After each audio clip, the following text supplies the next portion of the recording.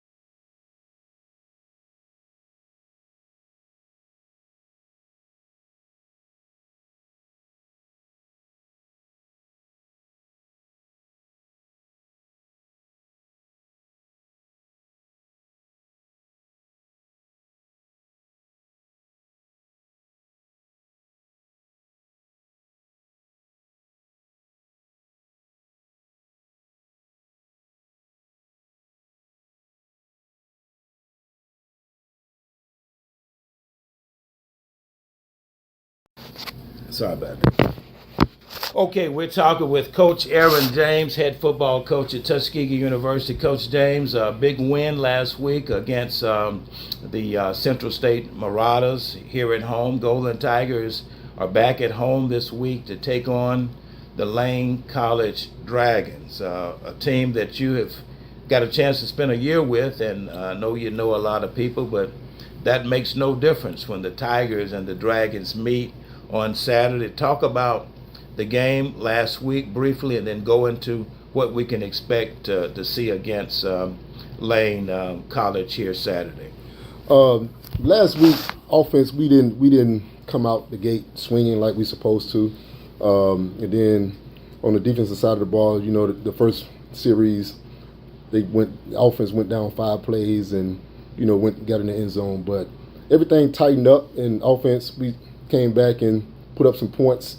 And then defense, you know, at the end of the game, just being a don't break defense didn't allow them to get in the end zone. So we ended up finishing the game, beating them 27-21, and with a close, good Central State team. You know, Coach Porter does a great job with getting those guys prepared each week in and week out. So my hat's off to that program.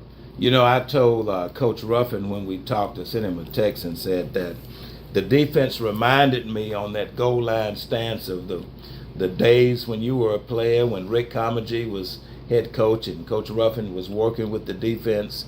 How did it feel, first of all, Coach James? You know, this was your debut at home. You know, you had the opportunity to walk out at Fort Valley State. What was that feeling? And I know you thought about your past as a player, but how did it feel when Aaron James walked on the field Saturday as a head ball coach at Tuskegee University? Oh, it felt amazing. Just knowing that, you know, that's some new turf out there. You know, you know, it was grass when I was playing. Just to walk out there in the bowl, knowing that I played, you know what I'm saying, my blood, sweat, and tears on that field, and just the atmosphere. I mean, down in that bowl, it's a different atmosphere than all of them. So I was just excited. You know, you talked earlier, a very significant point. On your coaching staff, you have some great coaches, but you have your high school teammate, Coach DeMarco McNeil, and also you have your assistant head coach, Kelvin Powell, and your entire coaching staff is exemplary as far as that's concerned. Talk a little bit about your coaching staff and what they have done and how they have helped you transition into this new role as head football coach at Tuskegee University. Well, I'll start on the offensive side of the ball. Start up front. My O-line coach, Coach Ellis, Fred Ellis, we played ball together here at Tuskegee as well. We coached together at Miles College. He was my O-line coach at Miles College. So we know each other, you know what I'm saying, for a long period of time. And then as my running back coach, Coach James Thompson, this is our first year working together. And I mean, he does an amazing job with the running backs, and he's also my recruiting coordinator. So, and then for his receivers, Coach Smith, he's worked with. Well, actually, he came in after I left Miles College and took over as the quarterback coach over there, and he's doing an excellent job with the receivers here as well. And my quarterback coach, Travis Carswell, we worked together at Miles College. He was the OC when I came in. We came in together at Miles. And then after he left, that's when I became the OC as well over there. But like I said, we've been working together for a minute, and we know each other, you know what I'm saying, how minds work together. You know, everybody's doing a great job. And then my tight ends coach, Coach Samuels, he's been here before, with the old coaching staff with Coach Slater.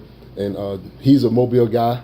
And I'm from Pritchard, so Pritchard and Mobile is right there together. So we know a lot of the same people, and we might be related down the road. Let him tell it. But other than that, that's the offensive side of the ball. And then on the defensive side of the ball, the defense coordinator, we work together at Miles College. And like I said, he's doing a great job over there. Rashard Watson, he's doing a great job on the defense side of the ball. And then Ken Watson, he's the cornersback coach. We work together at Miles College, so we know each other, through and throughout on that side of the ball. And then the linebacker coach is the assistant head coach here, Kevin Powell. We played together here at Tuskegee. We came in the same recruiting class, so you know, we know each other. He was captain on the defense. I was captain on the offense. So, you know, we got a you know, saying good relationship and a brotherlyhood, and you know, that's my guy. And D-line, like I mentioned before, DeMarco McNeil. We played high school ball together, championships, you know, but that's my guy. He does a great job with those guys up front, and I'm just excited to be working with this staff. You know, and I got to apologize to Coach Fred Ellis. I didn't mention him earlier. He'll get me for that. I remember all of you all playing together as dedicated Golden Tigers as under Coach Rick Comagee. We talked about the offensive side of the ball, and also we talked about defense. We talked about locally, and I'm not using any preferential treatment, but there's a local young man that has moved over. You know, you being the offensive mind that you are, Michael King was recruited as a wide receiver, but over the last few weeks we've seen you use him on the other side of the ball on defense. Talk about the young man from Booker T. Washington High School here in Tuskegee. Michael King is a super talented young man. I mean, just an athlete all around. We needed another defensive guy, a DB on that side of the ball, and Mike, I mean, just from his athletic ability, I mean, why not? He was the first one that stepped up and said that he can do it, and it shows that he's doing it. He got 2 picks on the season already, and for him to just step in with that short period of time without going through spring ball on that side of the ball, I mean, it just speaks numbers. So my hat's off to Michael King. He's a very humble young man, and I mean, he's real coachable, so he takes everything in, and it's showing it on the field. You know, I told you earlier when we were off mic, and I've watched you from a player to a coach. I've sat next to you when you beat us, and now I'm sitting with you when you're joining us. Yeah. So I know you well, and I know King well, and both of you all have been through he's going through the ranks now, and he certainly reminds me of your dedication to being a student athlete.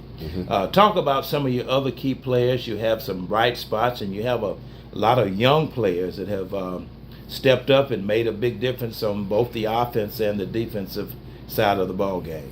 Yes, we have a lot of young talented young men. Antonio Meeks is receiver. Everybody knows, you know, what he can do. He was a true freshman last year. He's blossomed, and he's coming out of his shell. This year he's doing an excellent job. And, you know, the other receiver, Deuce Petty, they call him. He's another guy, number 12. He was a true freshman last year, so he's going to show some things this weekend. Just wait and see about that.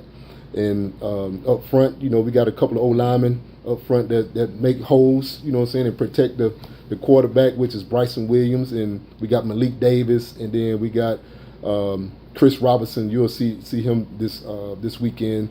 And then also you got Ryan Nettles at the QB spot. And then just for his tight end wise, I mean, you got Trey O'Neal, which is a semi-local guy, sure, you know, right, local right. guy. And you got the other kid, Camacho, a true freshman. He's an H-back. And then Harvey that transferred in from Miles College that I recruited at Miles. So, you know, that's the offensive side of the ball. And then on the defensive side of the ball, you got Vincent Hill, which is the Mike backer. He's a head hunter. I mean, make plays and put the line of defense up. And you got the D lineman, Terrence Mays. He was a true freshman last year as well. And you got Jeremy Dees, that was preseason all-conference. And in the secondary, we already talked about Michael King that just got over there before, you know, the season started. And you got Zelly Aldridge. He was also a first-team all-conference selection. So. And then I can't forget about my kicker. You know, my kicker is my kicker. Yeah, I was about to bring it up. Yes, my kicker and my punter. Ryan Duff was also selected first team all conference. And then you got Ryan Larkin. He's the kicker. I mean, this past weekend he kicked 3 field goals. So you know that guy's really putting the ball up in the upright. So. And he's and I can't remember. It's been a long time if it has. He's from out of the United States. I think. He's from Ireland. Yes, he's from London. I think he's at London, some part over there. Yeah, so across the pond. Across the pond. Yes, he is. And he doesn't mind going down and making tackles either. No, because he grew up playing rugby ball, so you know that's rough. no pad. He's rough. He's rough. Yeah. Okay, Ken Woodard, any final questions or comments for Coach James? Well, first and foremost, Coach James, I really appreciate the way you turn things around and what you're doing with the program. And we played some crutch games, close games. Mm-hmm. And in them close games, it came down to mental mistakes. It was just not just the ability that you're teaching these kids, it's the durability. And it was the consistency that helped these guys be able to win in the quarters. But that comes from the neck up. And me playing 9 years in professional league shows that a lot of the game, 90% of the game is played from the neck up, knowing where to go. You can be fast, you can be good, but are you getting to the right place? And you understand the play. And I can see time and time again where your coaching staff have made some great calls and the guys executed. And the only way they execute, because they was in the right position to make the right play at the right time. And so I give kudos to you and your coaching staff for not just teaching these kids how to play the game of football, but understand the mental aspect of football, which is going to help them in life in the long run. Because the things that you learn from the field, you take into life. Absolutely. And so this is just not a game that you teach them. You teach them the game of life. And for that, I really appreciate it. And I'm looking forward for this game against the Dragons. Yeah. And we go 4-0. And I'm looking from the neck up. I'm talking because your boy they got the desire to hit.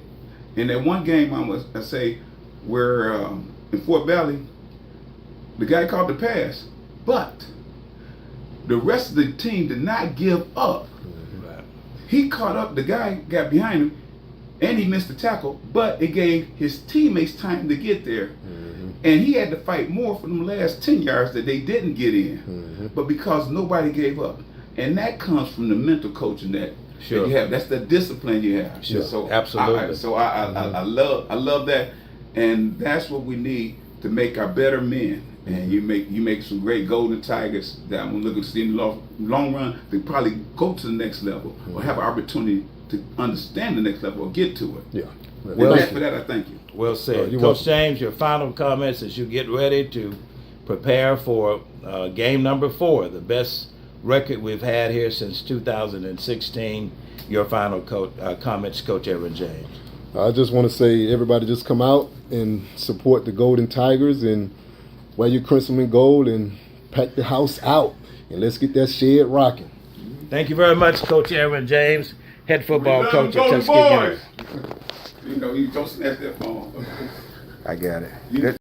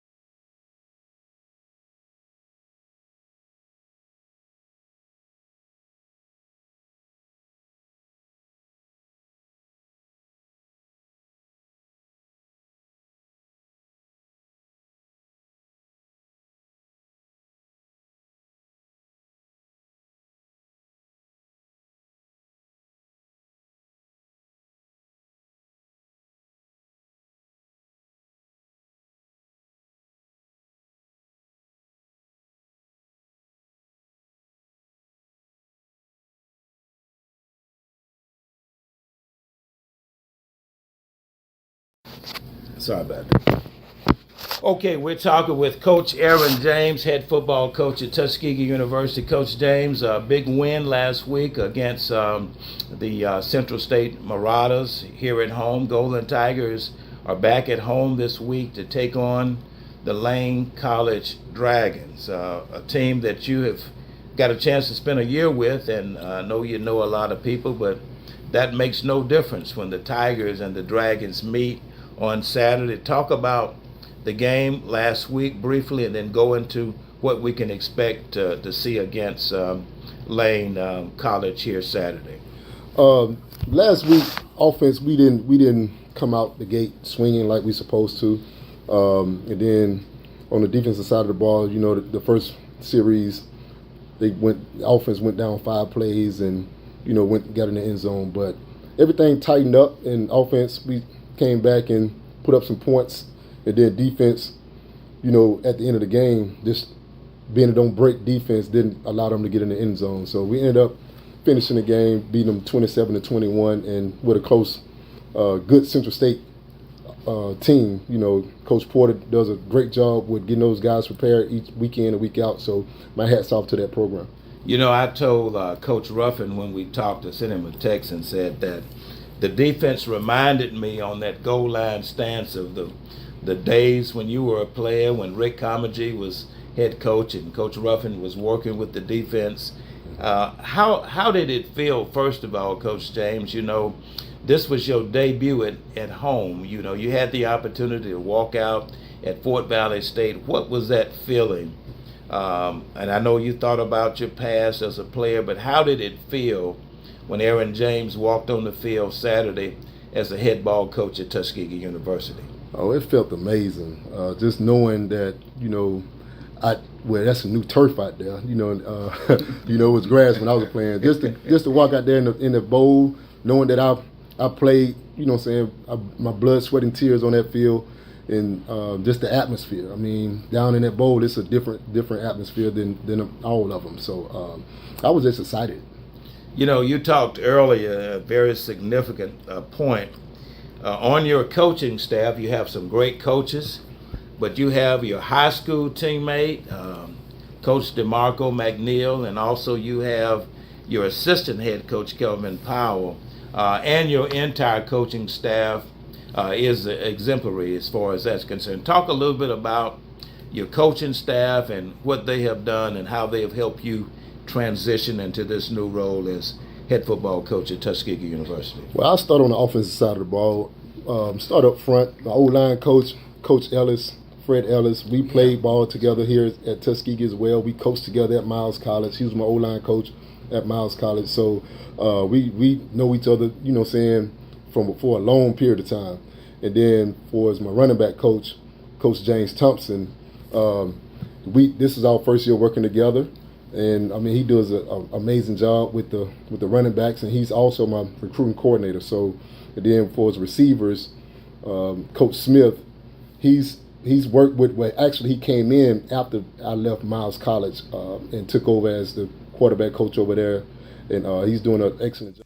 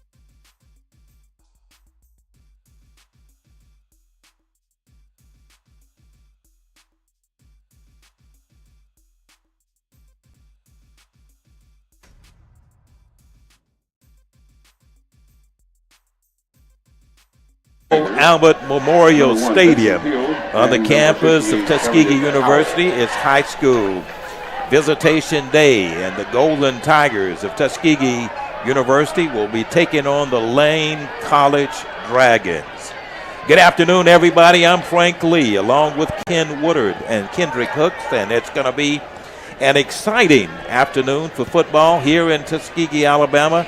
About 85 degrees, guys, a lot different than it was last week. Sunshiny skies here on the campus of historic Tuskegee University. Good afternoon, Ken. Good afternoon, Kendrick. How you doing, Mr. Lee? How you doing, Frank? Doing fine. Doing fine. We look like we just won the toss there, and our captain's out there is Vince Hill, our primary linebacker out there. Vince Hill is doing a great job. That registered as SIC, and number 58, great guy playing Elliott Howe, O-lineman. That's taking care of the front line and taking care of the quarterbacks today. So I'm looking forward to it. Look like we can receive the ball there, Frank. Byron Brown and Aaron James will be meeting for the first time. Golden Tigers from Tuskegee University, 3-0 for the 2023 season.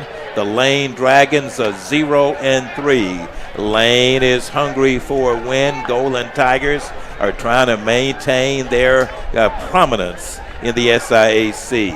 Lane in their white jerseys, blue pants trimmed in red and blue. Tuskegee in their home crimson jerseys and crimson pants trimmed in gold. Kendrick, tell us a little bit about this series before we kick it off. Yes, I expect this to be an exciting series today. The last time the Lane was here in Cleve Abbott, they actually got the win. So I'm sure the Golden Tigers would like to make sure that we don't allow them to get a win this time. This Lane team, they have a lot of Alabama talent on their roster. Absolutely. They have about 17 players. About 2 or 3 of their starters are from Alabama, so I know they want to put on a big showing here today. Officials for today's game is Antroy Singleton. He's the referee. James Crowell is the center judge. The umpire is Chris Poole. The headline judge is Dexter Bennett. The line judge is Byron Westnut. And the side judge is Jamal Porter. Field judge is Jonathan Carter. Back judge is Larry Abar. And the PCO is Malcolm Johnson and Anthony Muhammad. Kicking off the ball for the Dragons of Lane College will be the young man. Let's see that we can get that number. We'll get it momentarily. He's at an angle where I can't see it. Lane will kick it off to the Golden Tigers. Here's the kickoff. Kickoff, this game is underway. It's going to be taken inside the 20, the 25. Gets inside of the 28-yard. It will be 1st and 10 for the Golden Tigers from the 28-yard line. And looks like that's going to be number 32 for the Golden Tigers. Kaquin Keeber. 30. Go ahead and give me that number, Ken. That's number Karen Taylor. Karan Taylor, that's correct. Yes, he loves to bring it up in there, and I like the way he runs north and south. Ball's on the 30-yard line. It'll be 1st and 10 for the Golden Tigers. The ball is on the 30-yard line of Tuskegee University. First play of the ball game. Golden Tigers have receivers either side, trips to the far side, one receiver to the near side. Here's the first play of the game. It's a end of the round sweep, crosses the 35, the 40, gets inside of the 42-yard line. It's going to be good for a Golden Tiger first down, and carrying that ball for the Golden Tigers is going to be Jarquez Jones. He's a white. That's going to be. Go ahead. I had that number wrong. Give me that correction, guys. That's going to be Poole.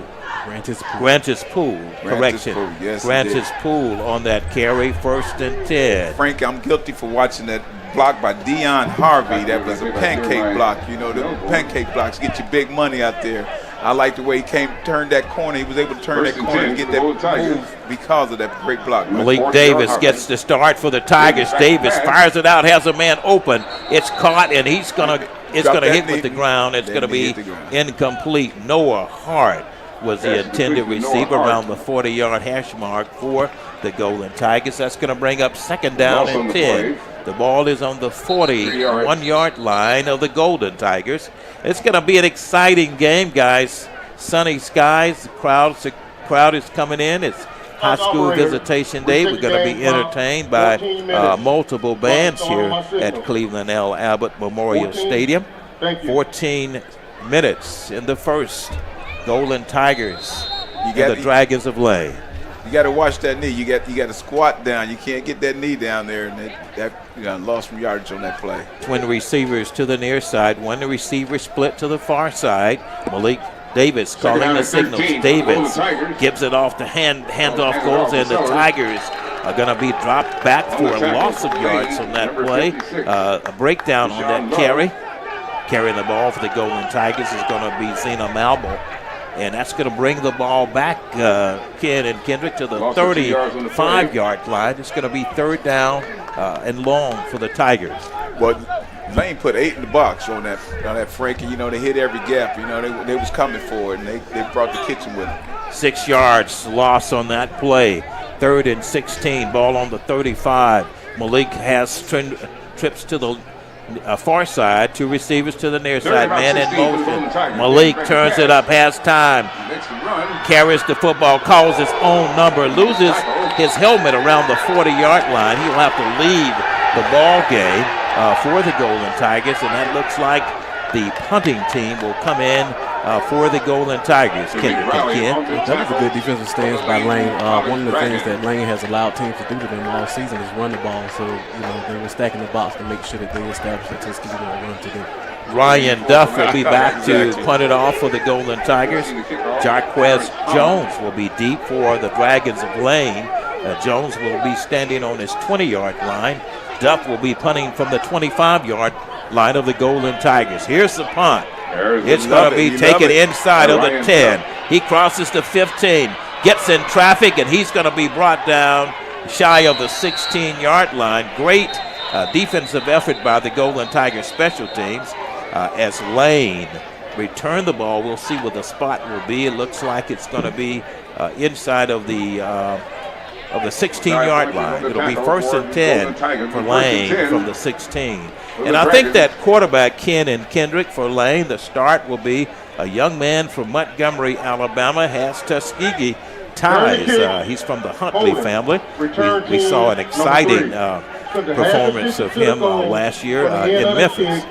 And it looks like Lane is going to be penalized back, and it's going to be brought back inside. We'll see where they'll give it, where they'll spot it. They'll spot it back in the, looks like it's going to be against, well, we'll see. The Tigers are going back, and the Dragons, it's going to be spotted. Let's see where the official spot will be. It's going to be on the 5-yard line. So Lane, big penalty there against the Dragons. Starting for the Dragons of Lane. We'll see who'll get that start. 5-yard line. Lane has receivers either side, tight end. Here's a play. The give goes inside. It's going to be broken up by the Tigers. They get nowhere on that play. Frank, you got Derek Gaston. That's number 17. Gaston will get the start for the Dragons, other than Huntley. That's correcting myself on that. New quarterback in. We didn't see him much last year, but Lane is going to start Gaston for the Dragons. 2nd down and 9. Ball is on the 6-yard line of the Dragons. Lane calling audible plays. Golden Tigers defensively getting ready. Gaston will call the signals from his own end zone. The give is up, and he hits that hole, and he's going to be dropped inside of the 11-yard line. They'll pick up maybe 2 yards, Ken and Kendrick, on that play there for the Dragons.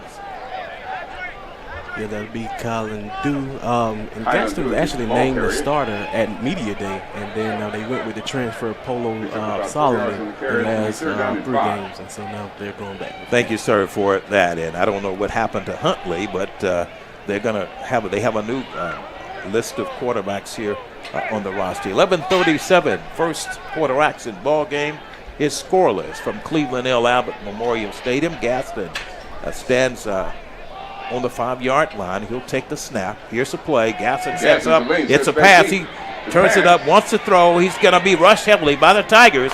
He throws on the run, and he gets it off caught inside of the 22-yard line. And it will be good for Lane, 1st down, guys. And on the tackle for the and even though he was able to complete that pass, I like that defensive line. Made him uncomfortable, and that's one of the things that we would need to do today to make sure that he's uncomfortable. First and 10 for the Dragons of Lane.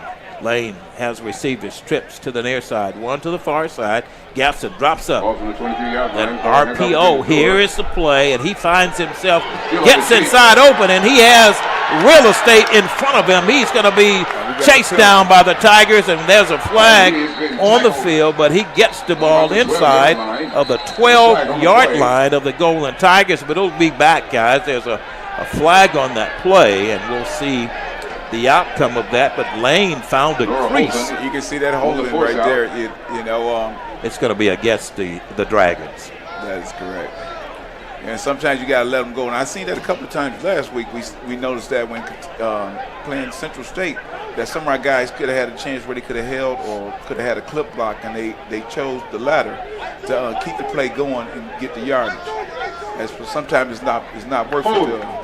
Offense number 5. Holding is going to be assessed against the Dragons of Lane. Virgil Young, the wide receiver for the Dragons, is going to bring that play back. It's going to be first and 10. They'll replay the down. The ball will be marked inside of the 30.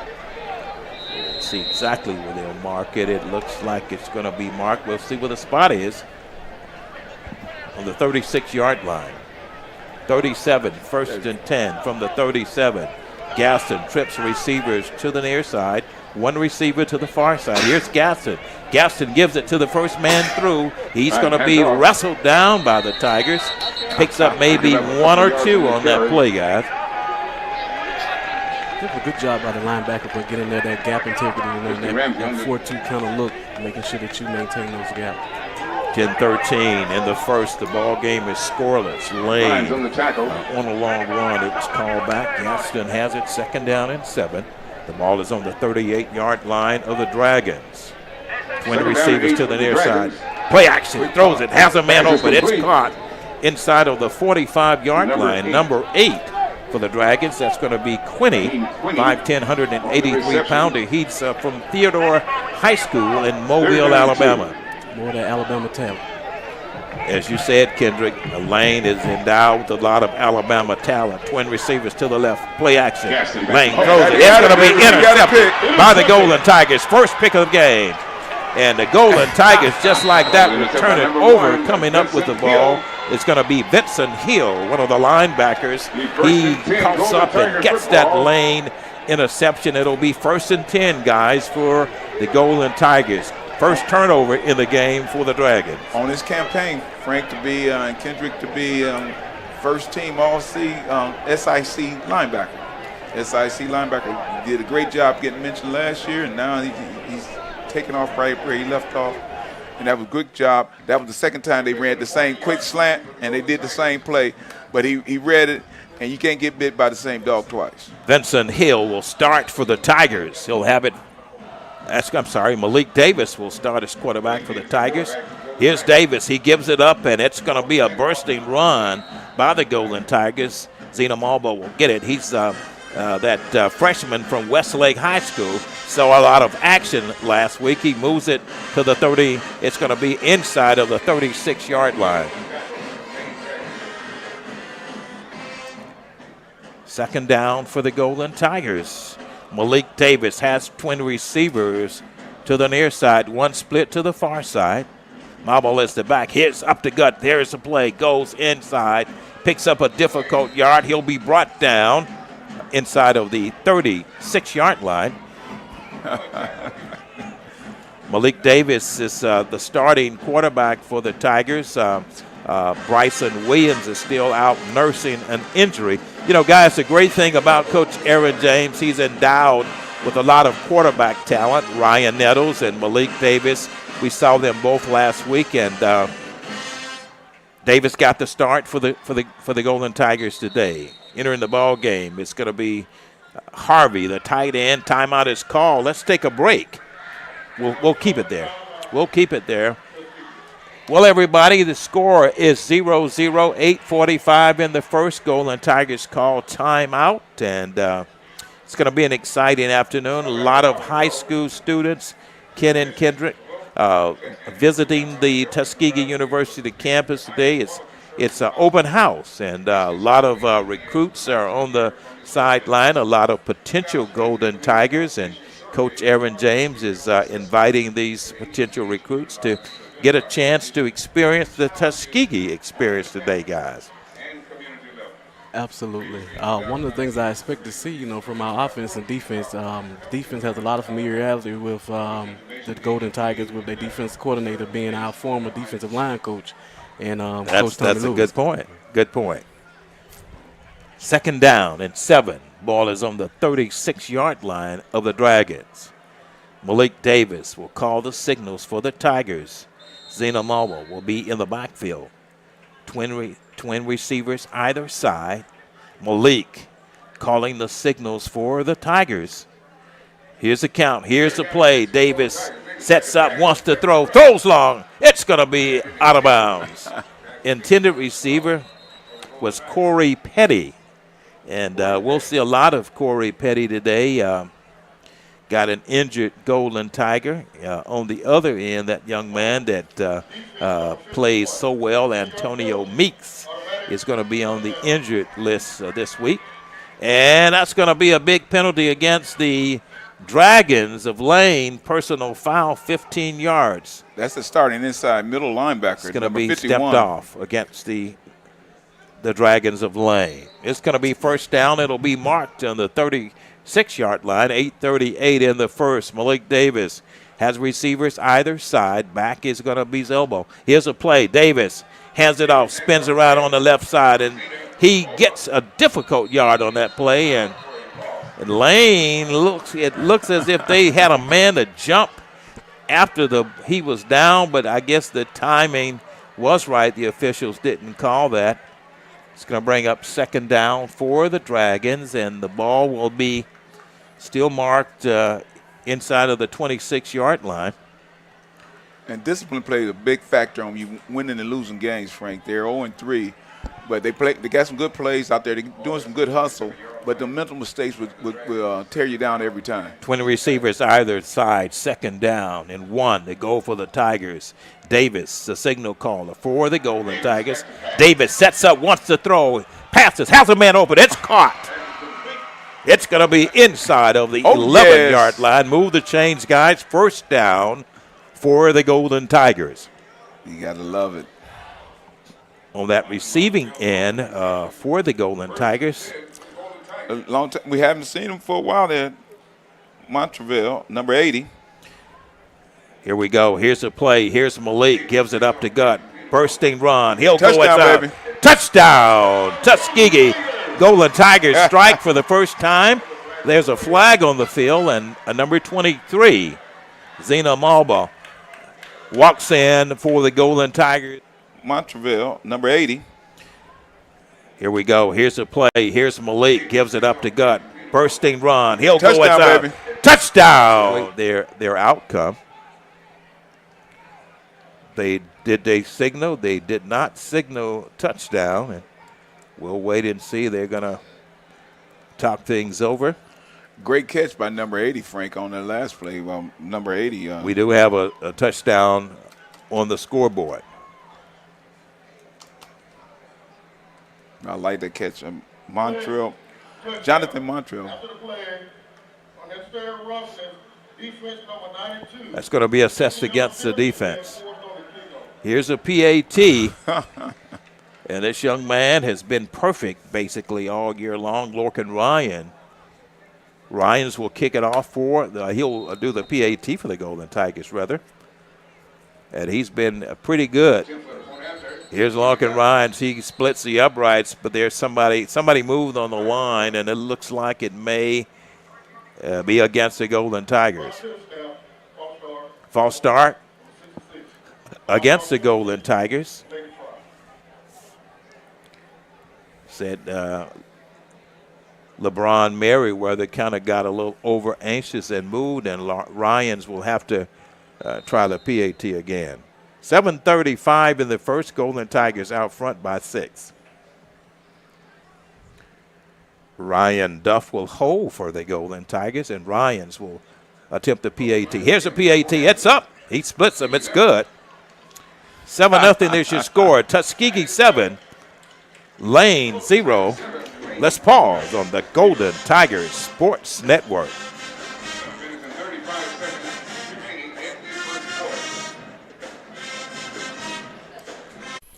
At Hampton Law, our primary goal is to provide non-traditional yet effective solutions and redefine the approach to client legal concerns.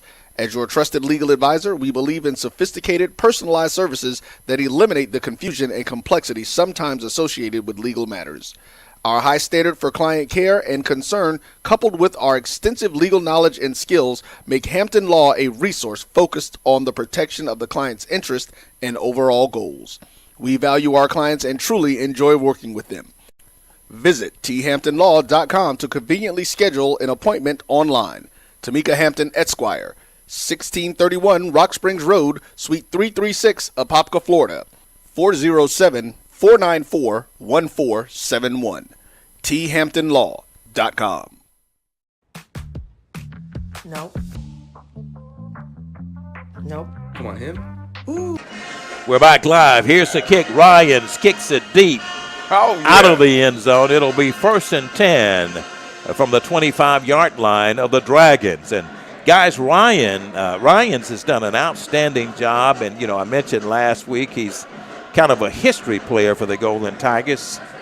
I've never known in my years of covering Tuskegee University Golden Tiger football that we've ever had a ball player that's been recruited out of the United States. And this young man has come in and made a mark for himself here on the campus of Tuskegee University. Oh, you said years. Could that be decades as well, Frank? I've been around a while. 7:35 in the first. Here's the play. Gaston gives it out. Run pass auction. He gives again, and he gets nowhere. Oh, yeah, baby. Good job, Michael King. Kalen Toole will run the ball for the Dragons, and Michael King, sophomore converted defensive back for the Tigers.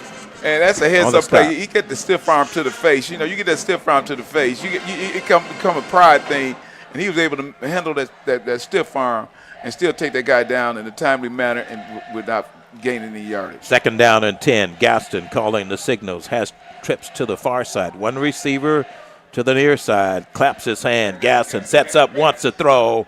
It's going to be trapped, and they'll give it to him. Will they say it's complete? It is complete. It's caught inside of the 30-yard line, and that play good for about 5 yards. It'll bring up third and about 5 for the Dragons of Lane. And that's Jones for Lane. They'll look to get him really active. So I look to hear his name called quite a bit the rest of this game. Absolutely. 6:25.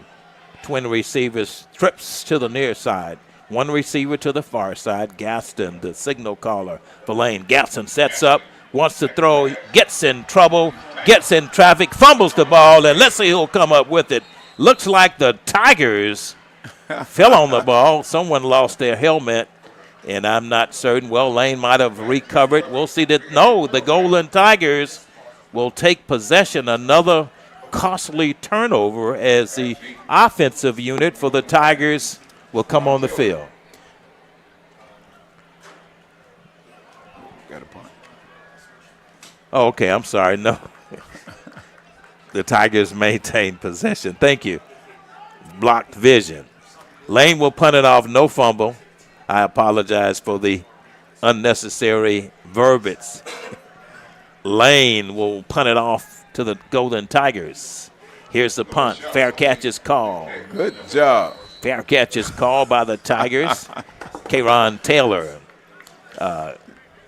called that fair catch, and it was not a fumble. I thought it was, but that was the punting team that got me a little bit confused, guys. Lane punted it off to the Golden Tigers. Lane did maintain possession. Hey Frank, I got to tell you, Kendrick, I like the way Karen Taylor caught that ball. He caught it hands up and on top of his face because it was high. He looked like a center fielder out there. You know, that goes coaching to the coaching staff of the special team coach and great hand and eye coordination because he caught it with his hands and that wasn't a cuff. You got to love that. 5:29. You got to give him credit for that. 1st and 10. Thank Twin you, Taylor. receivers either side. Here's the play. Bursting run by the Tigers. Coming out like a rocket, number 27. Johnny Morris on the carry for the Golden Tigers. And Morris picks up, let's see, they'll mark it, picks up about 5. We'll see where actually they'll mark it.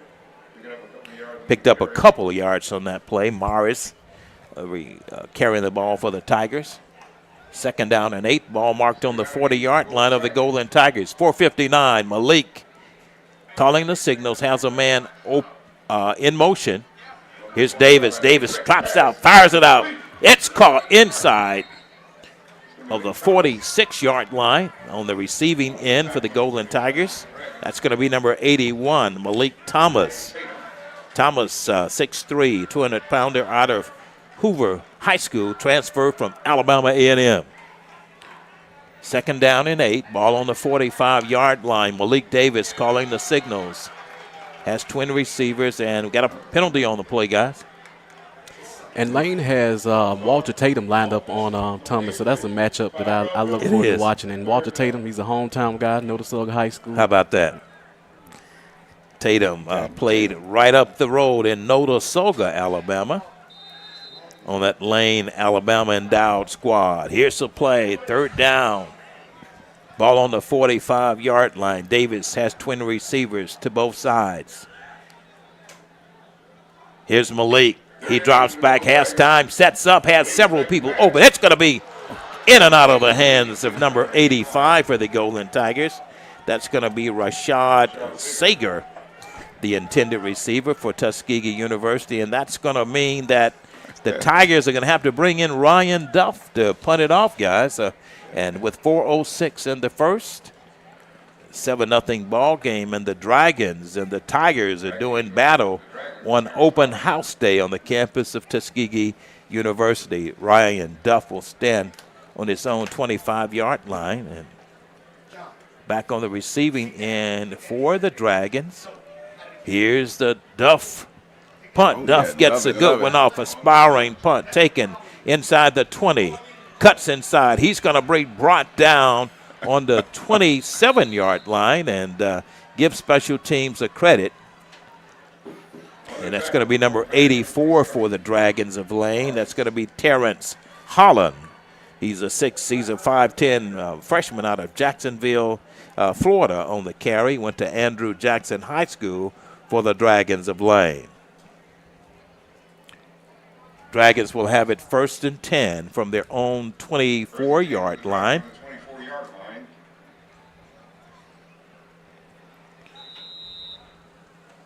Dragons with the football, ball on the 24. Trips to the far side, play action. And Golden Tigers are going to step up, guys, and stop that play dead in the tracks. The ball carrier for Lane was number 24.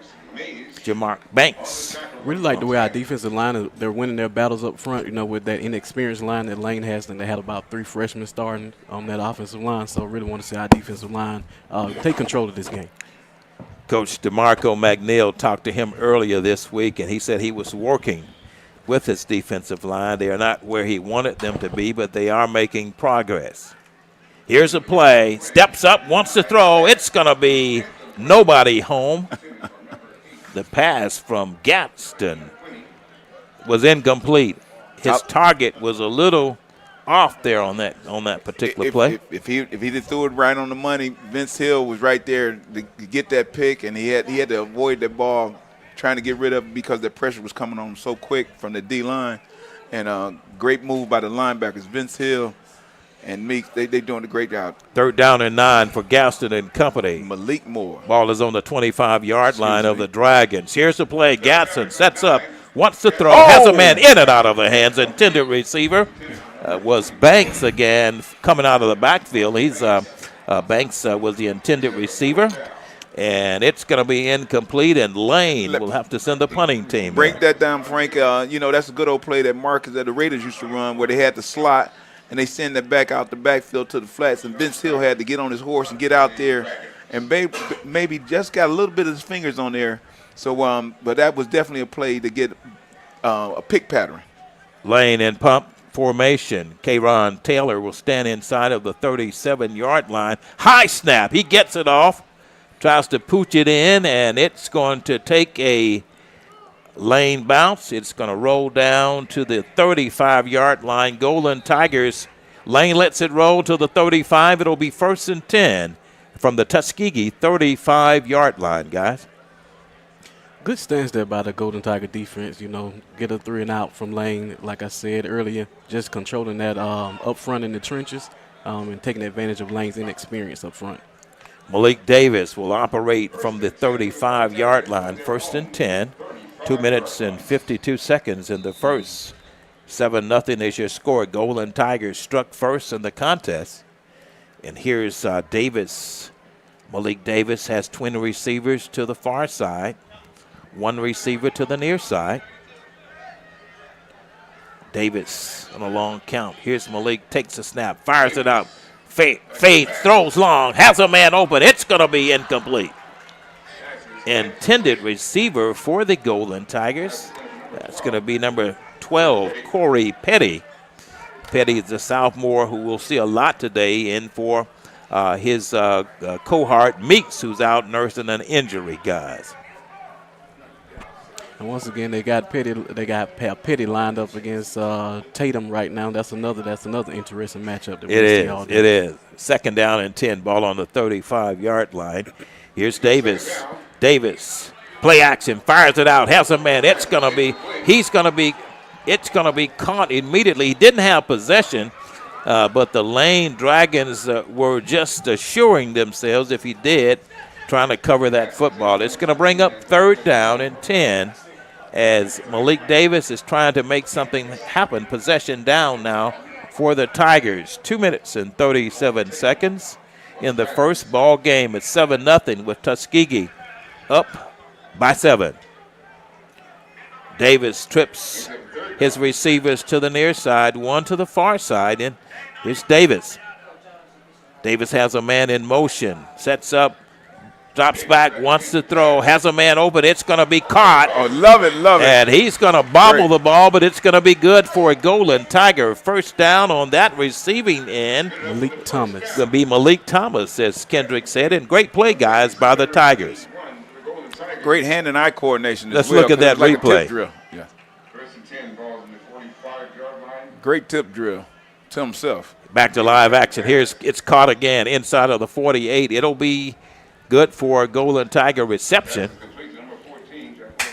Number 14 on the receiving end for the Golden Tigers. It's going to bring up 2nd down. And looks like about 8. Ball on the 49-yard line. Malik Davis. He gives it up the gut. It's going to be inside of the 45. Looks like good for another Golden Tiger 1st down. Move the chains. Johnny Morris making his debut again. He comes in. He came in last week. Had a great job coming in there and pounding it up the middle, running straight north and south. Johnny Morris, he's 5'9", 190-pounder out of Spanish Fort High School for the Tigers. I really like the way he hit that hole that time. Just get up the field. And it was not good. It was 3rd and 1. 3rd down and 1. It's going to be short, and give those Dragons credit as they stopped Zena Melba. That's going to be their linebacker, Hassan. He did a good job. I think like 3 in tackles. Like he's a solid linebacker for Lane. He broke up that 1st down attempt, and that's going to bring in again Ryan Duff with 45-second clock runs in the first. 7-0 is your score. Golden Tigers out front of the Dragons of Lane. Duff will stand on his own 35-yard line. Back deep for the Dragons of Lane will be number 84, Terrence Holland. Here's Duff's punt. He gets it up, and it's going to be taken. It's going to take a Golden Tiger bounce. He takes it from the 5, crosses the 10, gets inside, and he's going to be brought down as he crosses the 10-yard line. It'll be 1st and 10. They'll mark it inside of the 10-yard line for the Dragons of Lane. Great special team efforts by the Golden Tigers. Ryan Duff has had an outstanding day, and he's had an outstanding year, guys, punting the ball for the Tigers. You know, when you survey the conference, you know, you look at our special teams, special punting, making teams have to drive the length of the field. That's going to be a benefit for us, you know, down the stretch in this conference. You're absolutely right on that, Kendrick, and it's going to be interesting as we progress here. 15 seconds in the first. Golden Tigers dominated 7-0 in the first. Here's Gaston. He'll get a chance maybe to get one playoff. He'll be standing on his on the 5-yard line. Gaston gives it up, tries to turn it up, gets nowhere. That play is broken up inside of the 8. Give him maybe 2 yards on that play, but that will end the first quarter. In the first, Golden Tigers 7, Lane 0. Let's pause on the Golden Tiger Sports Network. Nope. Nope. Come on, him. Ooh, I like him.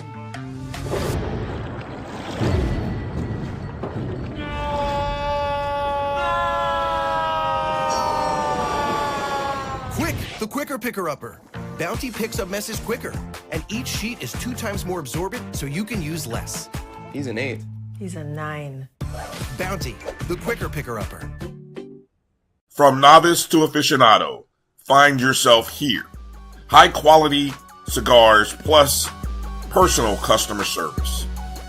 Slow Burn is Waco's only mobile cigar lounge, featuring a meticulous, curated collection of premium cigars. Visit our website, www.slowburnwaco.com. That's www.slowburnwaco.com. When it comes to professional learning, teachers deserve better.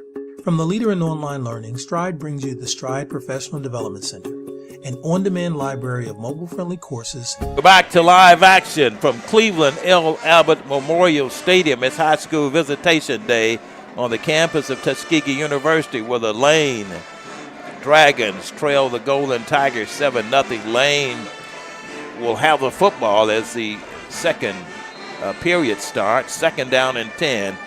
The ball is inside of the 11-yard line. Here's Gaston, play action. Finds a man open. It's caught inside. He crosses the 35. He'll be a foot race, and he's going to step out of bounds around the 45-yard line. And that's going to be good for about a 36-yard first down for the Dragons. We'll see officially where the spot will be. It's going to be a little bit further. It's going to be about a 45-yard line, 45-yard drive by the Dragons. 1st and 10 from the 46-yard line as Gaston is working that offense for the Dragons. Pass again, crosses inside of the 48. And Lane is moving the football. On the receiving end was Virgil Young. He's a junior out of Evans High School out of Orlando, Florida. And Gaston has found a target, and Lane is driving against the Golden Tigers. 2nd down and 10. Ball is on the 47-yard line of the Golden Tigers. Gaston gets signals from the sideline, trips to the far side, one receiver to the near side. Here's Gaston. Run pass option. He crosses number 10, and he runs. And he gets nowhere. Nowhere to run, nowhere to hide. Kyle Dill is the ball carrier for the Dragons and the Golden Tigers. Let's watch this replay.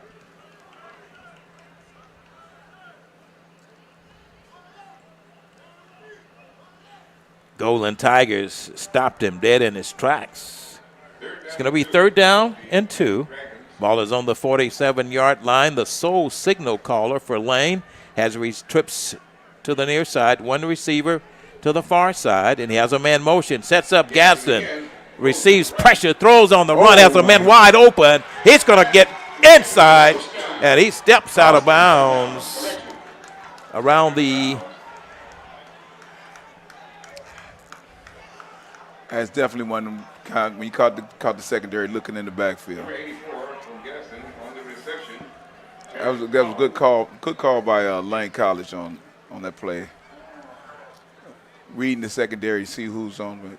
Will we get a replay?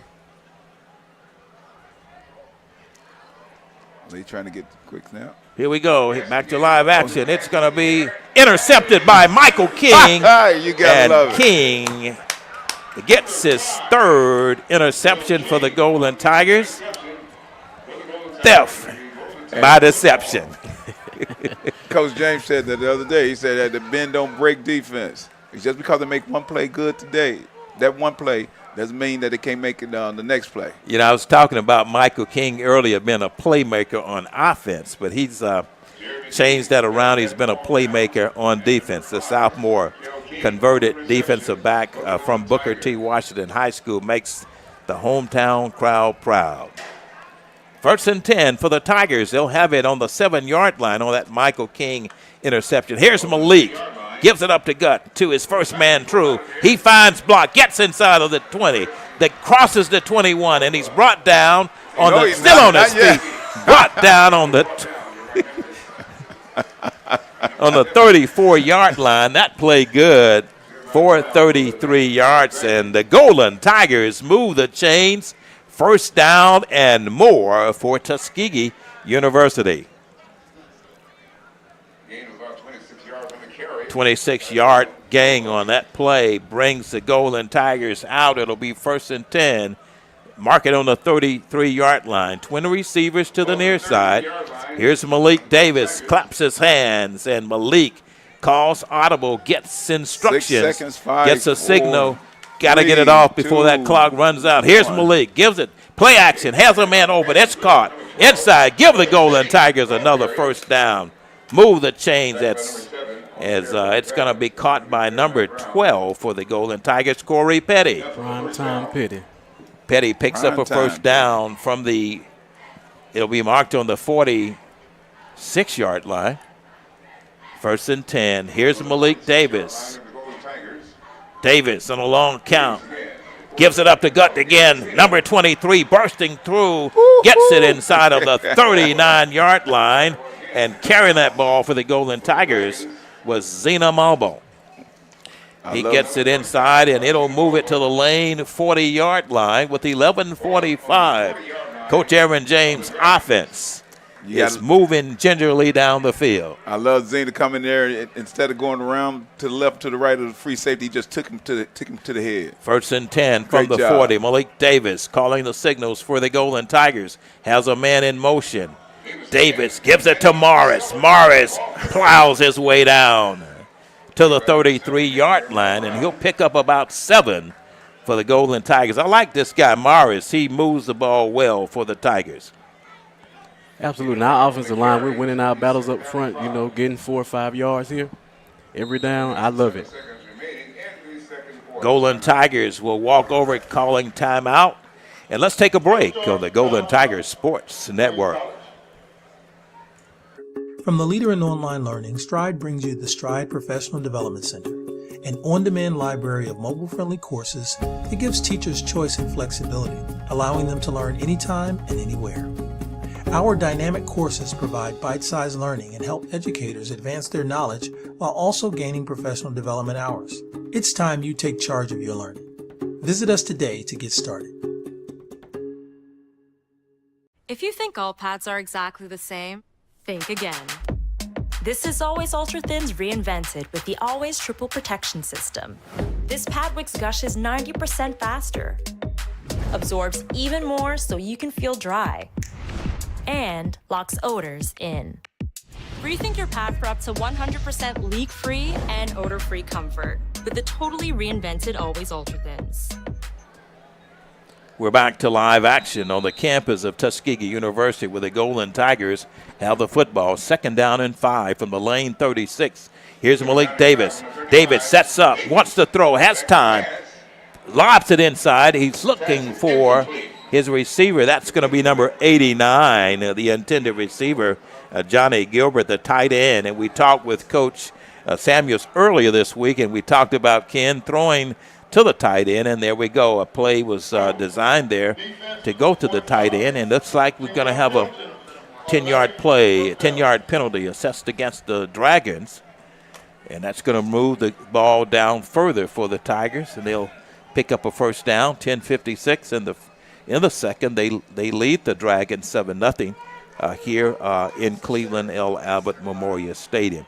Outstanding crowd here for high school visitation day, and it's going to be an extended halftime with high school bands entertaining. 1st and 10 from the 25.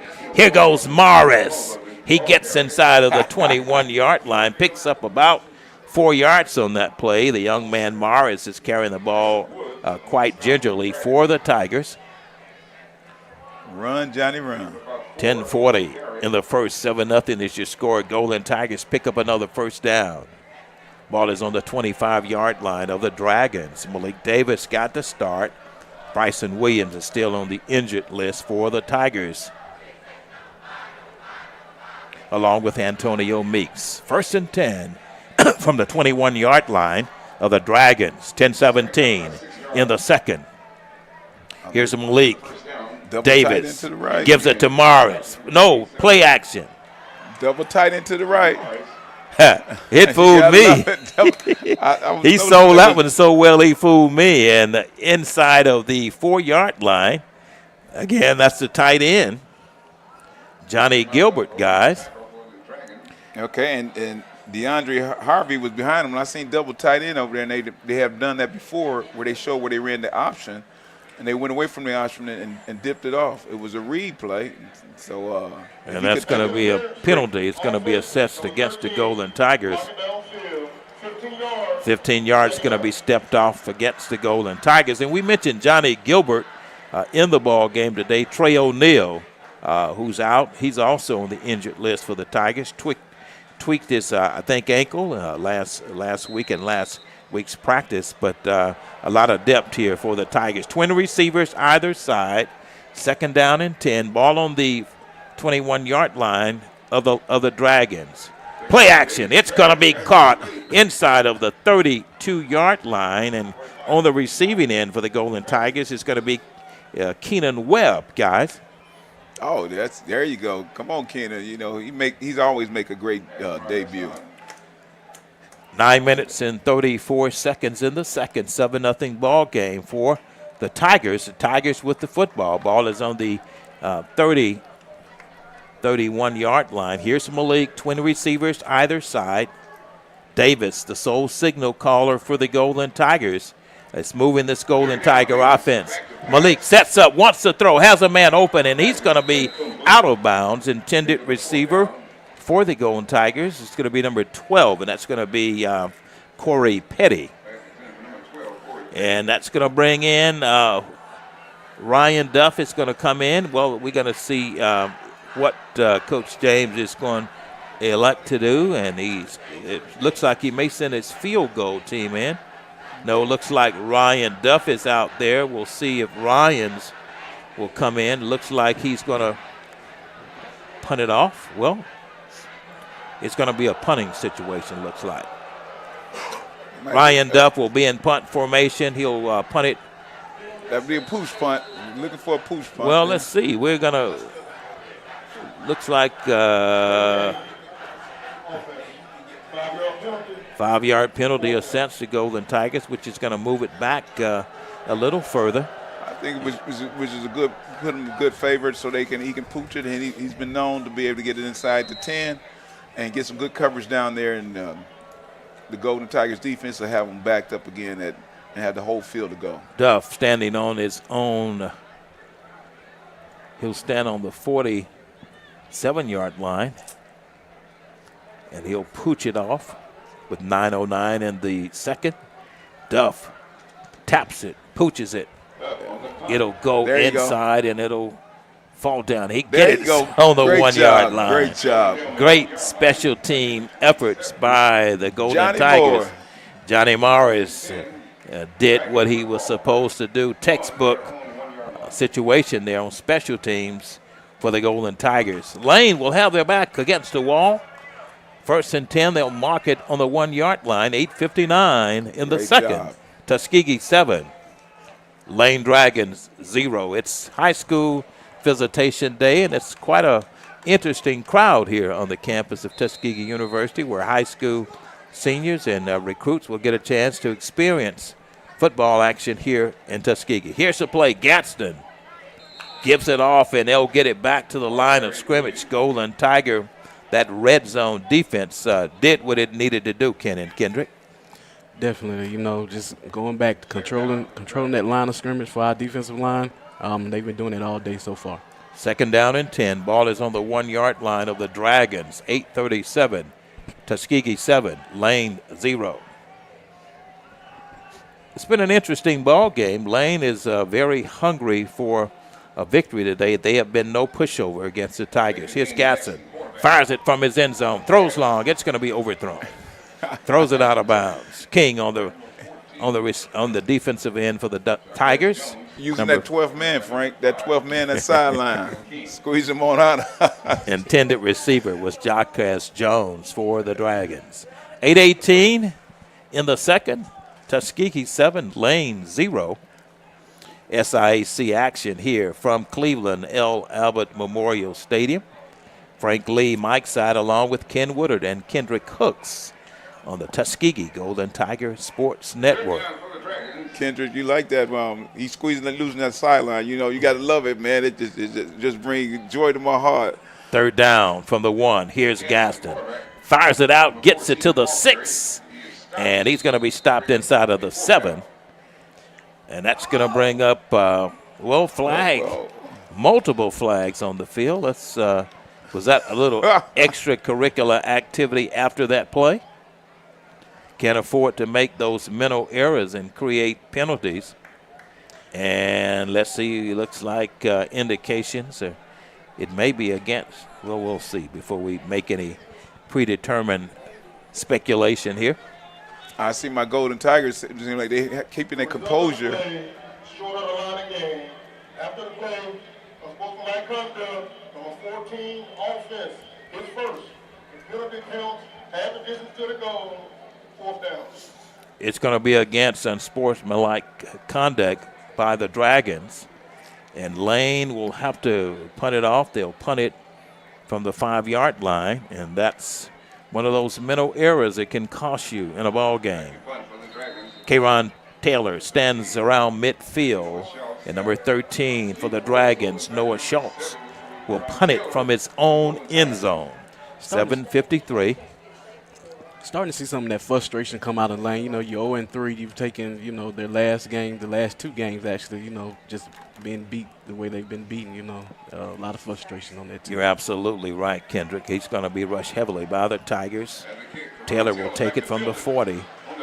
Taylor turns inside, gets it back to, he'll be brought down inside of the 42-yard line, and the Golden Tigers will operate 1st and 10 from the Lane 42-yard line, and it'll be 1st and 10 for the Tuskegee University Golden Tigers. They lead this contest 7-0 with 7 minutes and 27 seconds before the halftime.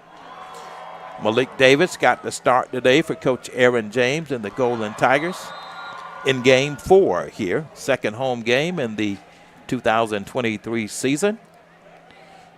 The other one will be homecoming. But back to live action, 1st and 10 from the 42-yard line. Here's Malik Davis. Davis sets up, wants to tie. He has time, fires out. It's going to be caught inside of the 42-yard line. And it's going to be maybe back to the line of scrimmage. We'll give him a yard on that play. Ogletree been a very that you speak about that arsenal we have with wide receivers. They got a great arsenal of wide receivers. And Ogletree is the guy that made a lot of great plays for him, along with Keon Webb. And you got Petty and you got Meeks. It goes on. 2-yard gain, Ken and Kendrick for the Tigers. 2nd down and 8. Ball is on the 42-yard line. Here's Malik. Malik sets up, has time. Davis throws, has a man open. It's caught. I love it. Inside of the 31-yard line. It looks like it will be good. Move the chains. 1st down. Tuskegee University Golden Tigers. And I want to shout out the offensive line right there. They're doing a good job. They're giving Davis a clean pocket. He can go through his progression. It seems like he's still a little bit antsy, but he has time to go through his progression. First and 10 from the 31-yard line of the Dragons. Malik claps his hand, looks to the sideline, has receivers twin either side. In the backfield, it's going to be Zena Malbach. Here's the play. 6:05, clock runs. Here's Davis. Gives it up the gut again. Picks up about 4 on that play, carrying the ball well for the Tigers. And it's going to be inside. It's going to be marked down. We'll see. We'll get the spot. Looks like it's going to be on the 28-yard line. 5:38. Clock runs in the second. Davis, twin receivers either side. Here's Malik. Drops back. Wants to throw. Misdirection on that play. Looks like a route. Got a little confusing there as Morris will come in the ball game for the Golden Tigers. Coach James rotating his backs. That was a misdirection play there on that last series. 5:27 in the first. Tigers up by 7. Twin receivers either side. Malik barks the signals. And he makes some audible changes as he looks over, gets a signal from the sideline. Here's the play. Here's Malik. Barks the signal. Sets up, wants to throw. Has a man open. It's caught inside of the 8-yard line. First down and more. In double coverage. Number 83 for the Golden Tigers, Keenan Webb. 6-footer, 180-pounder out of Latonia, Georgia on that end. That play good for a Golden Tiger first down. It goes back to that arsenal of wide receivers that Ken was talking about. Just a lot of time, and once again, the offensive line giving Davis time to go through his progressions and make the right read. First and 10 from the 7. Here's Malik. Gives it to Morris. Nope. Malik keeps it. He'll walk almost in. He'll get down to the 2. And I tell you, he sold it well. Morris was a good decoy then. He fooled me up here, and Malik called his own number. 4:41. Tigers driving down in the red zone, guys. I think that made Kendrick been that read option where he got a choice if he can hand it off or take it himself. RPO. Here's Johnny Morris. Morris gets inside, gets it down to the 1-yard line, and give that offensive line their due there because they're making a way, making a lane for the backs shooting out of that backfield.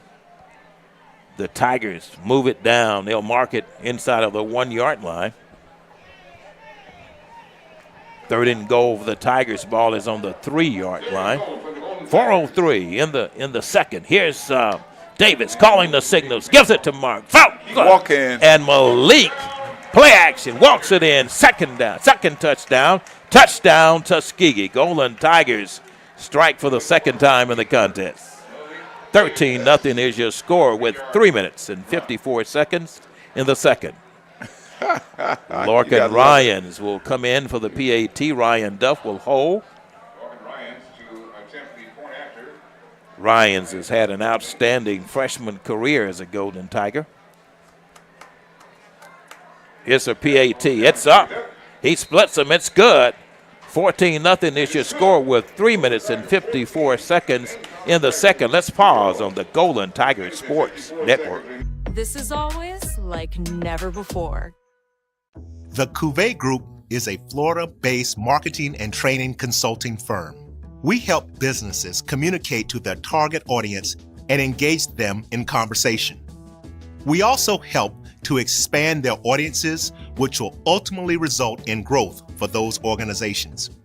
In addition to being a certified constant contact specialist, my colleagues and I are also certified in John Maxwell Leadership Principles. We use these proven principles to conduct workshops, training, and private coaching sessions for individuals and companies looking to take things to the next level. Contact us to schedule a free consultation. Issues today, don't delay, call Cuvée. We're back to live action on the campus of Tuskegee University with 3 minutes and 54 seconds before halftime. Golden Tigers lead it 14-0. Ryan Lorcan Ryans kicks it off for the Tigers. It's going to be taken inside of the 5, the 20, the 20, the 25, the 30, the 35, the 40. And he's going to be brought down on the 40-yard line, number 84 for the Dragons of Lane. That's going to be Holland on that kickoff return, and a great one by the Dragons. And a great special team play by Caron Taylor. Absolutely. You took it right out of my mouth, Ken. Lane will have it 1st and 10. The ball will be on the 40-yard line of the Dragons. 3:48 before halftime. Golden Tigers up top, 14-0. And Lane is trying to make something happen offensively before halftime. Twin receivers either side. Here's Gaston on a long count. Gaston makes some adjustments. He barks the signals. Gaston on a long count. Still doesn't like what he sees. He's still trying to make some adjustment as the Golden Tigers are doing likewise defensively. Here's Gaston, fires it out, has a man, and he's going to be pushed out of bounds around the 48-yard line, and that long count developed a play to move that ball downfield. And I tell you, Malik Moore was he was in position. If he would have made a play on that ball, he was ready to rob him. Gain of 7, 2nd down and 3 for the Dragons. Ball is on the 47-yard line of Lane. Here's Gaston. Twin receivers either side. Gaston barks the signals, looks to the sideline, gets the signal. 3:28 clock runs here in Tuskegee, Alabama, on the campus of Tuskegee. Here's the play, and he gives it through. And that's that RPO. And number 10, Kanan Dew for the Dragons of Lane picks up a 1st down. 1st and 10 from the 47-yard line of the Golden Tigers. Gaston barks the signals. Twin receivers either side, makes some adjustments, gets the signal from the sideline. Long count, sets up, wants to throw. He receives heavy pressure from the Tigers, and it's going to be caught inside. It'll get down to the 41-yard line, and Lane on that long count, guys, was able to find a receiver. Jaquez Jones received that pass from Gaston. Clock still runs. 2nd down. Gaston. 2nd down and 4. Gets the signal from his sideline. Making adjustments. Golden Tigers doing the same on the defense.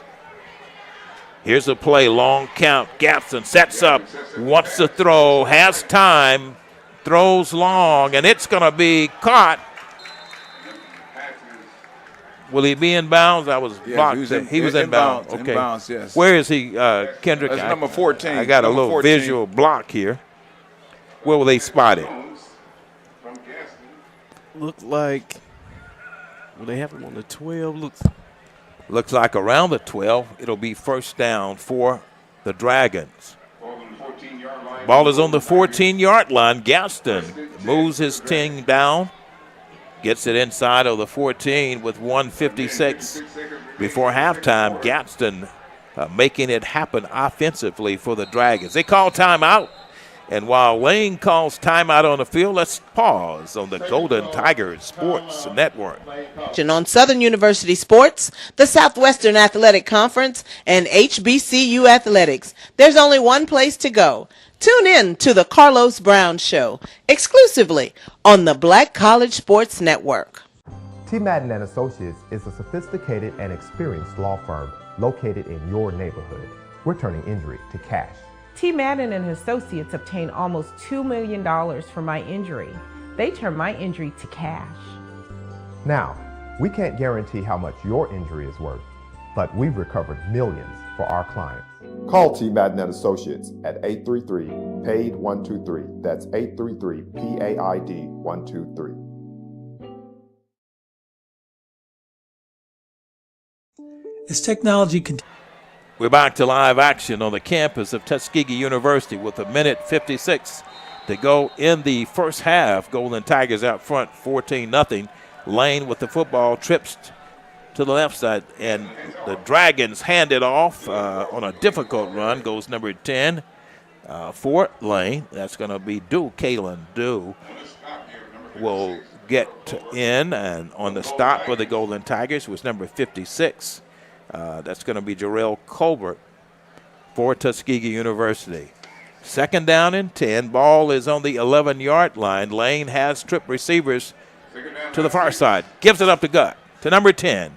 He moves it down, and he gets it inside of the 6-yard line, and Lane has number 10 on that carry. That's the same guy, Dew, on that carry for the Dragons.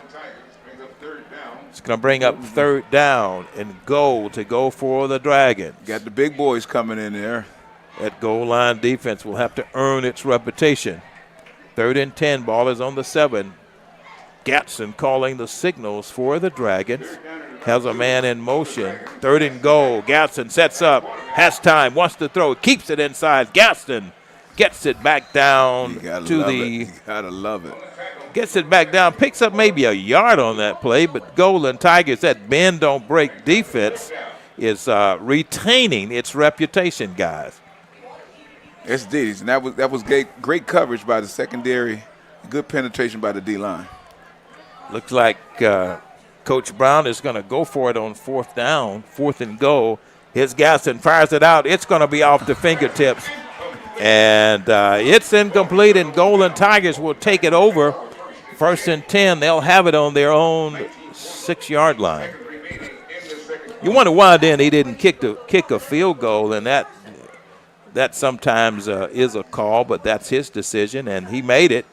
And the Golden Tigers, just like that, will take over the football with 19 seconds to go before halftime. They have a 14-0 advantage over the Dragons.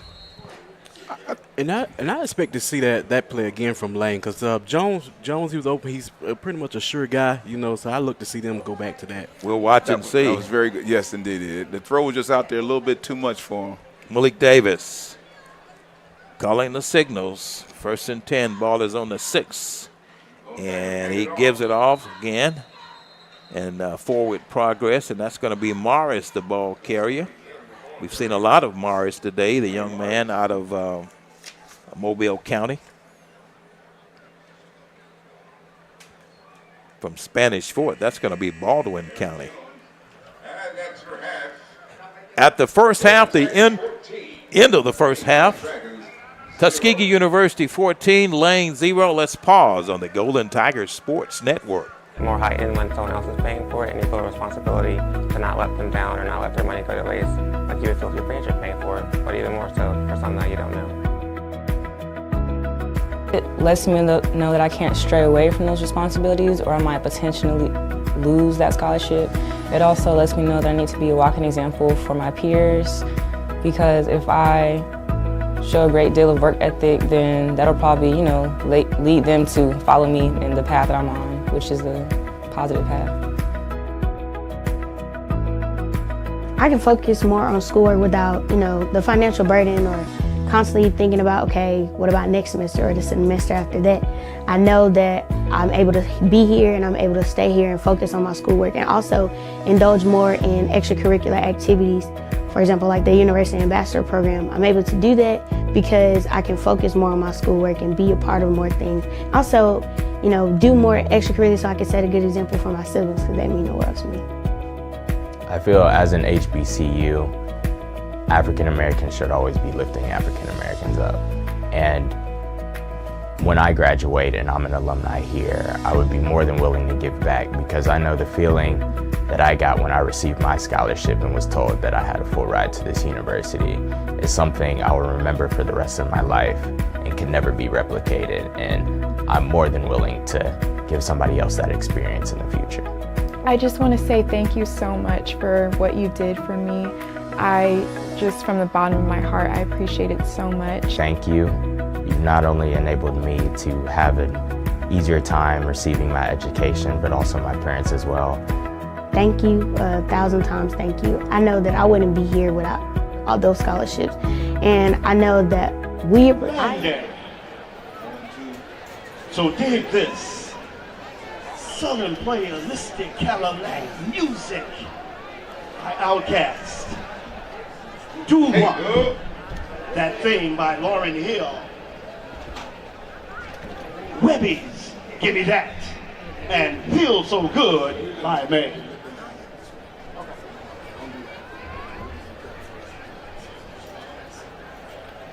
As the Pipers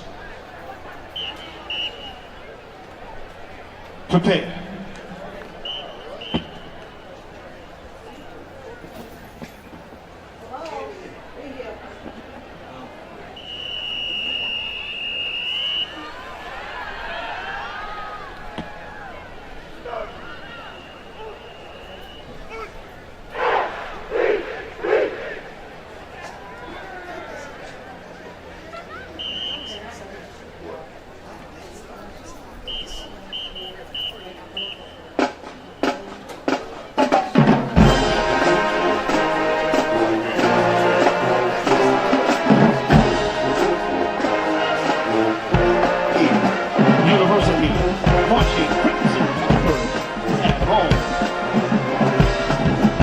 Wherever we go, we're never alone.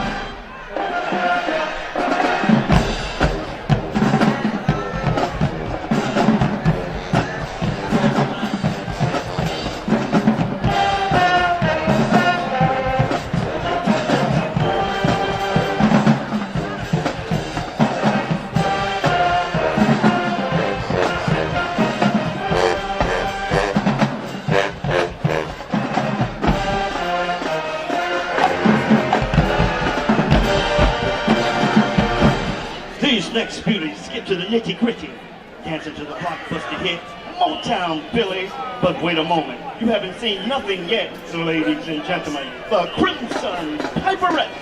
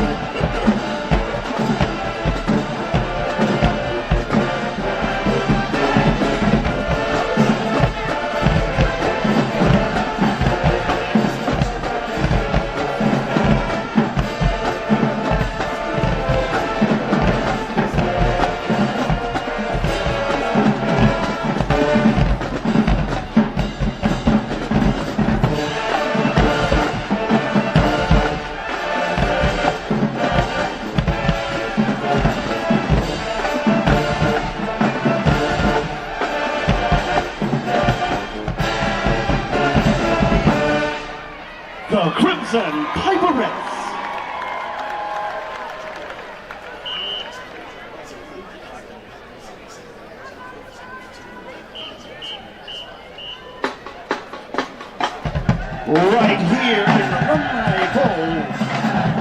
It's high school band day. They've come from everywhere to find their way to jam for you with the Pipers on high school band day. Participants, Spencer High School, Columbus, Georgia.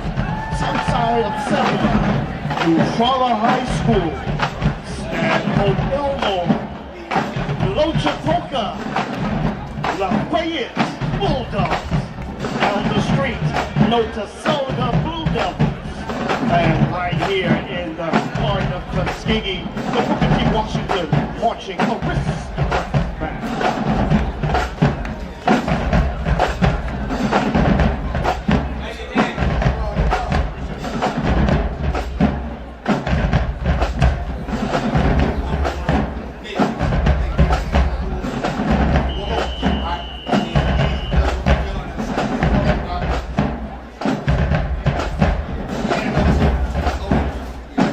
And now the high schoolers get a taste of collegiate action as they perform with the Crimson Tiger Band here. Our beautiful young ladies, high school majorettes, are a sure treasure. They're dancing just for you and myself. It's a sure pleasure to Bad Girl.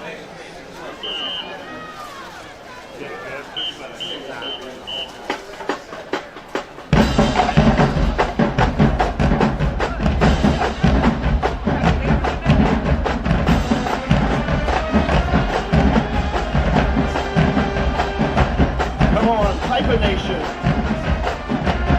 receive them as they do their thing right here.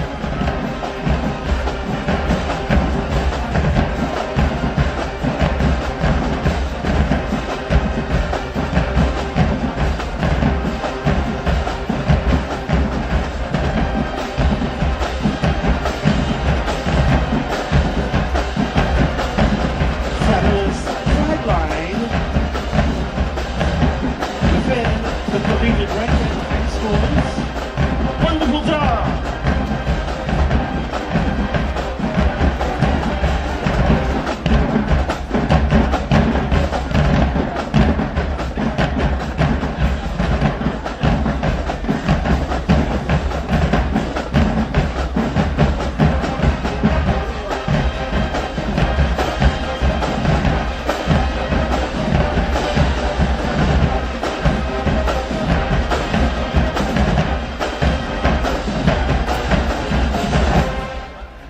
Give a hand to our high school favorites.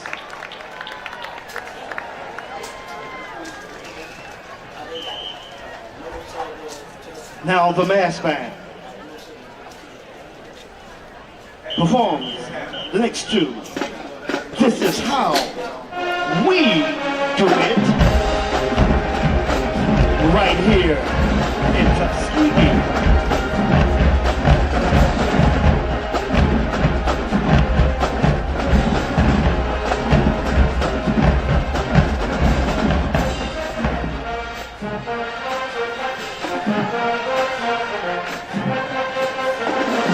And give it up for our drum majors.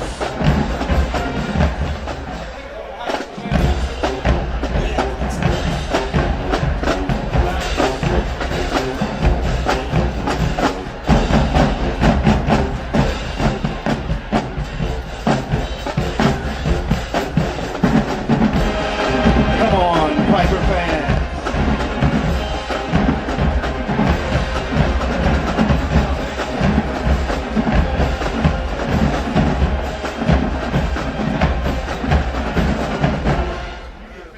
Give it up! Booker T. Washington High School, Spencer High School, Southside of Selma, Eufaula, Lochapoka, Stanhope, Lafayette, Notasulga, right here. Along with your very own Crimson Pipers. So whether it is sunny or it is gray, we want each and every one of you to join us as we ball and parlay.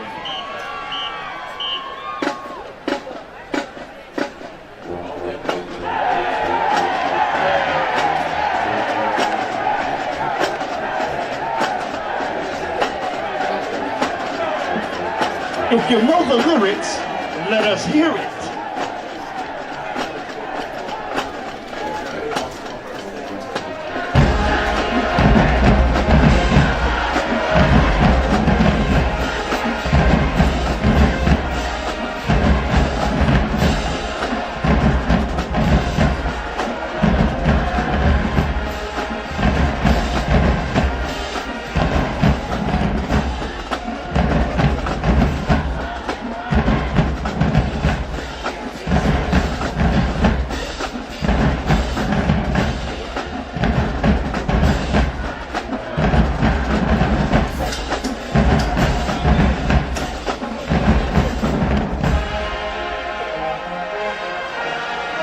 Ladies and gentlemen, we would like to extend this to all of the high school band members, their directors, assistant directors, auxiliary directors, a very big TU to each and every one of you for participating in this day to make it a grand success. We love you. Thank you so very much.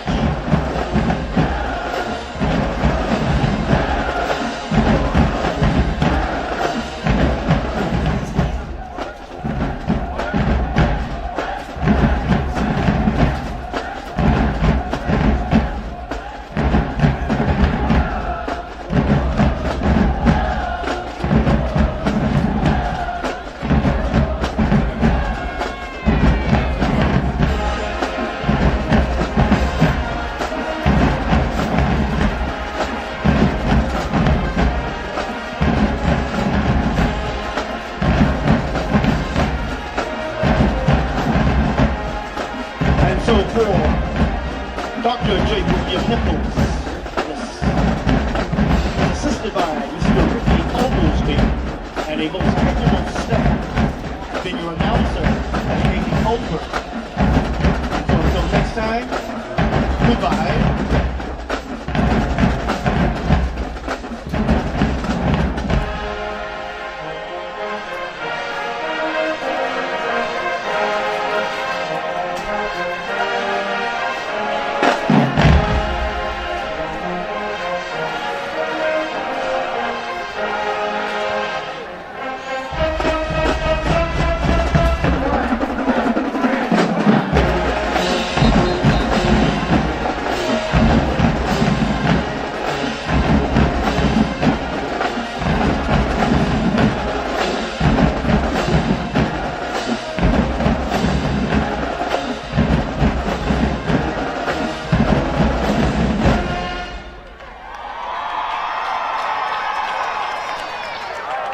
Tuskegee High School Band Day. Thank you once again. Come on, one more round of applause for these. Appreciate it, but other students appreciate it, and that, you know, we wouldn't be here without those scholarships, and we know that we're gonna make you guys proud, and that we can make something of ourselves with that money. So, thank you.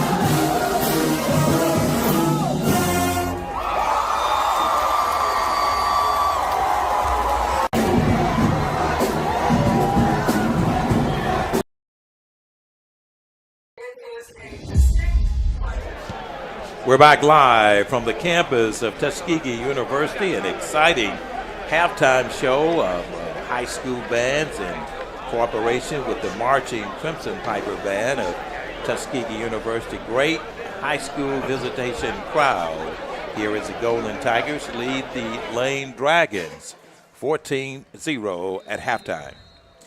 Back to live action. The Golden Tigers will kick it off as Lorcan Ryans gets a good one off to the Tigers. For the Tigers, take it inside of the 15, the 20, inside of the 24-yard line, and Lane will operate 1st and 10 from the 23-yard line here at High School Visitation Day on the campus of Tuskegee University. 14:54 in the third. Frank Lee, Ken Woodard, and Kendrick Hooks on the Golden Tiger Sports Network.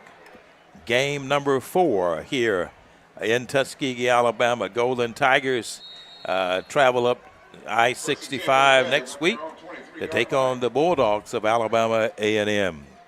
Back to live action. Gaston calling the signals for the Dragons. Gets inside and gets an explosive first play of the game through, and they pick up a first down, and the Dragons will have it. That play will be marked on the 45-yard line. 1st and 10 for the Dragons.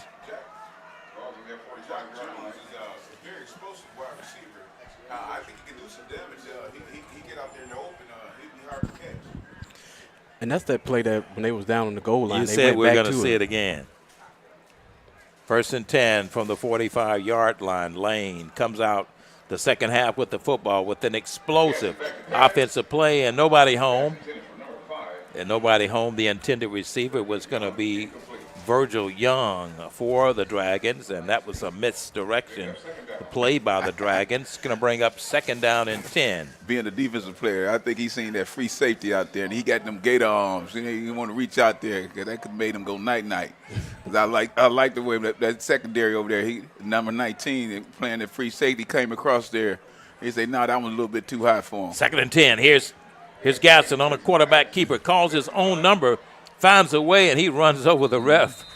But he gets it inside of the 44-yard line of the Tigers. Lane has come out the second half with a bit of offensive explosion. Trips to the near side, one receiver to the far side. Gaston has it.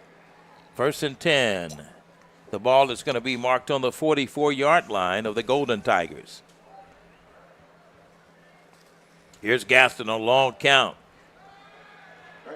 Play action, in trouble. Gaston gets rushed heavily by the Tigers, turns the corner, calls his own number, gets inside, and he picks up yardage, and he's going to be pushed out of bounds around the 27-yard line, and just like that, Lane picks up another first down, guys. Yes, they came out now, had a little chalk talk in there, but one of the key things I think been one of their problems is they're on penalties, being able to complete a drive without any mistakes. 13-12 in the third. Gaston operating 1st and 10 from the 27-yard line of the Golden Tigers. Makes an audible call. Gaston trips to the far side. One receiver split to the near side. Gaston claps his hand, gives it off again, finds a crease, finds a man open, and he's going to be driven out of bounds. He'll get inside, and he will score. Lane scampers, 27-yard scamper, and that's going to be a touchdown for the Dragons. We have a 14-6 ball game, and Lane will attempt the point after attempt. Noah Schock will be doing the PAT for the Dragons, and the Lane Dragons have found an opportunity to get on the scoreboard. Here's a PAT. Gaston, the quarterback, will hold. Here's the PAT. It's up, and it's good. 14-7 is your score with 12:42 in the third, and guys, Lane has come out and gotten a great halftime sense of encouragement, and they get on the scoreboard in their first drive.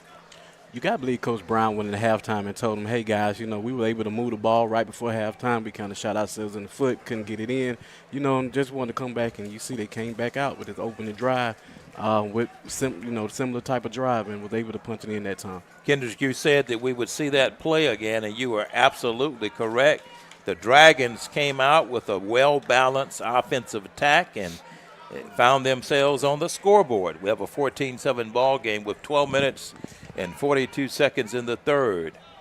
The Dragons will kick it off to the Golden Tigers, and Coach Aaron James has 3 expert return men back to take this kickoff. As the Dragons will kick it off to the Tigers. Tigers up by 7 here in Tuskegee, Alabama, on the Golden Tiger Sports Network. Here's the kick. It's going to be taken inside of the 8, goes to the 10, the 15 to 20, gets inside to the 24-yard line, and who's going to come up with that ball for the Golden Tigers? It's going to be looks like it was number 6, McGee, for the Tigers. It's going to bring up 1st and 10 for Malik and company. Ball's on the 23-yard line of the Golden Tigers, 1st and 10. And then again, I got to say, the Golden Tigers, what you do to them, they'll do it back to you just as quick. And we've been known to score in the second half has been our half. Third and fourth quarter, we've been scoring great points. The give goes to number 7 for the Golden Tigers, Kayron Taylor. Ball carrier. Takes the handoff, takes the give.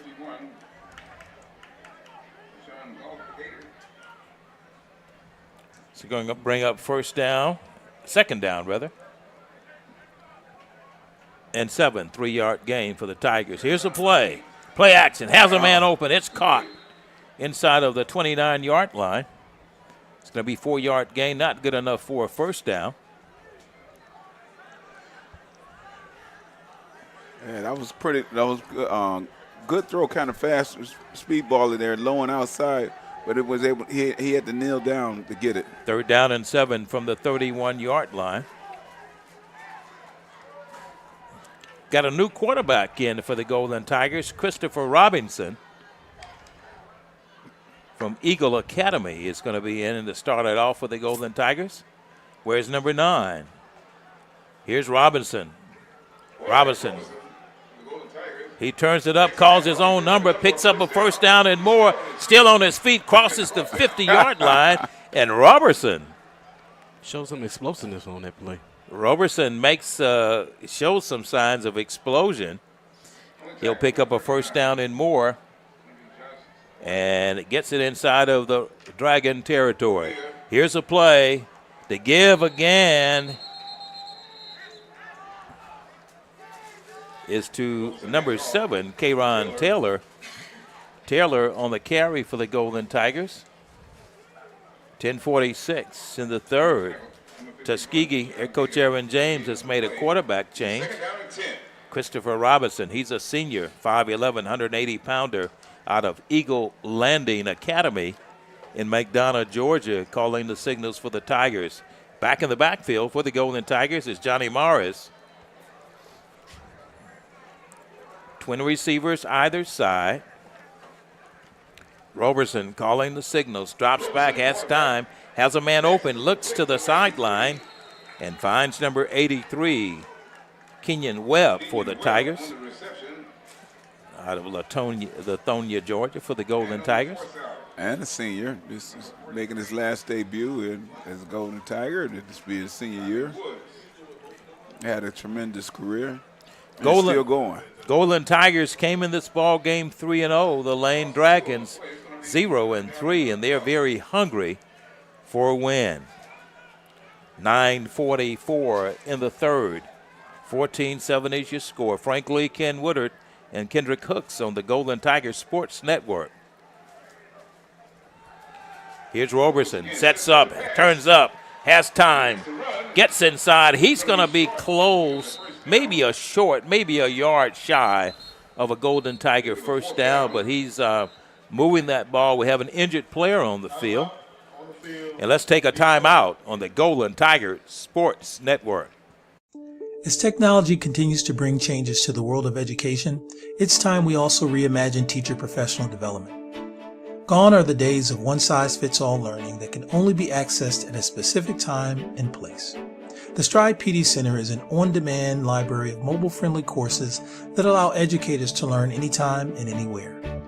Our dynamic courses provide bite-sized learning and help educators advance their knowledge while also gaining professional development hours. The best professional development plans are those that include a level of flexibility and choice for educators. Whether you're a teacher, school, or district, visit us today to take charge of your learning. We're back to live action, 9:18 in the third. 4th and 2. Tigers have trips to the far side. One receiver to the near side. Roberson claps his hands to get ready, gets a signal from the sideline. Needs 2 yards for a first down. Has a man in motion. Here's the play action. He's going to get Loft to help. And no gain. Lane holds the Tigers. They'll turn it over. Golden Tigers unable to convert on that 4th and 2. And Lane will take over the football on the 41-yard line. Here's the replay. Let's look at that replay. Great defensive effort by the Dragons.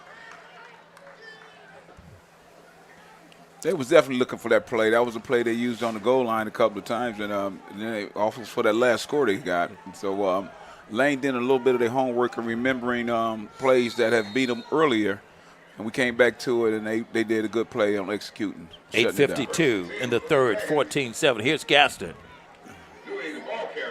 Gives it Dewey, and he's converged by a cadre of crimson jerseys. Golden Tigers on a joint defensive effort there.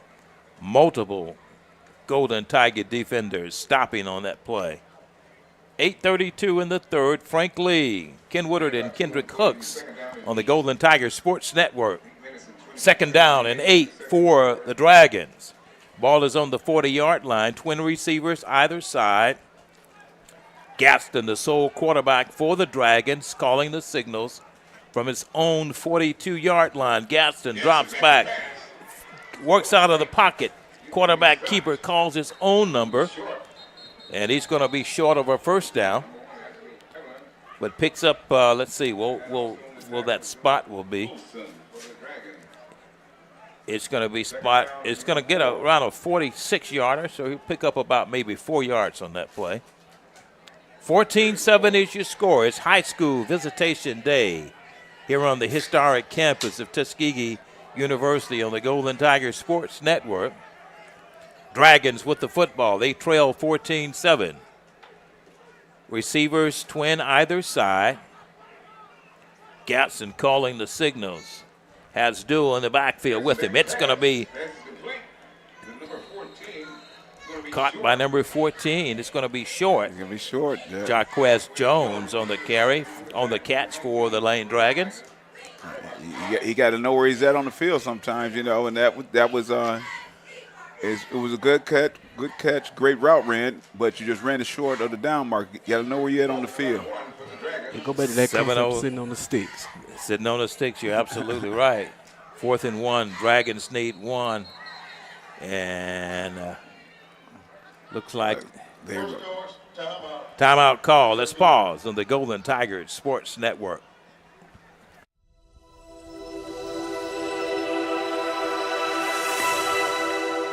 Welcome to Tuskegee University.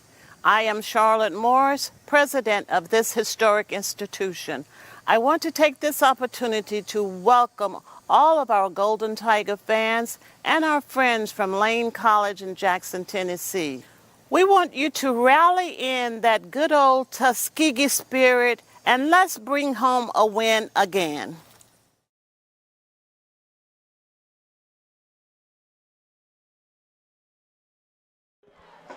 We're back to live action on the campus of Tuskegee University. 7 minutes and a second left in the third. Golden Tigers lead the Dragons 14-7. Lane on a 4th down situation. They're going to go for it. They need 1. Golden Tigers converge in. There we and Lane with a bursting run. They're going to get it, guys. They pick up the first down. They stacked them in, and Golden Tigers couldn't hold them, and the Dragons convert. First down, move the chains for the Dragons. Well, you can definitely see that Lane coach is going for it. 1st and 10. Here goes Gaston. Gets the signals from the sideline. Calls audible. Twin receivers either side. Here's Gaston. Gives it up. Finds a crease. They pick up about 3. And Lane is gingerly moving the ball downfield, guys. You know, at first we were winning our battles up front, but it seems like that the offensive line has kind of, stiffened up a little bit for Lane, and they're getting some push up front. Slowly but surely, they're moving the ball downfield. 6:07 in the third, 14-7. Dragons getting a signal from the sideline. Golden Tigers making their defensive adjustments. Twin receivers either side for the Dragons of Lane. Here we go again. Gatson gives it off again to number 24 for the Dragons. That's going to be Jamarcus Banks. He's from Glenwood High School, Phoenix City, Alabama. Another Alabamian, Kendrick, on that Lane roster. We talked earlier about a young man that came from Notasulga High School that is on this Lane football team. And I was trying to remember, I think, if I'm not mistaken, did the Notasulga punter or kicker go to Lane? I'm not sure. It looks like there was some discussion early on about him going to Lane, but we don't really know. We'll check that out and see. Here we go again. Finds a way, Lane, and he slides down inside of the 38-yard line. And that's going to be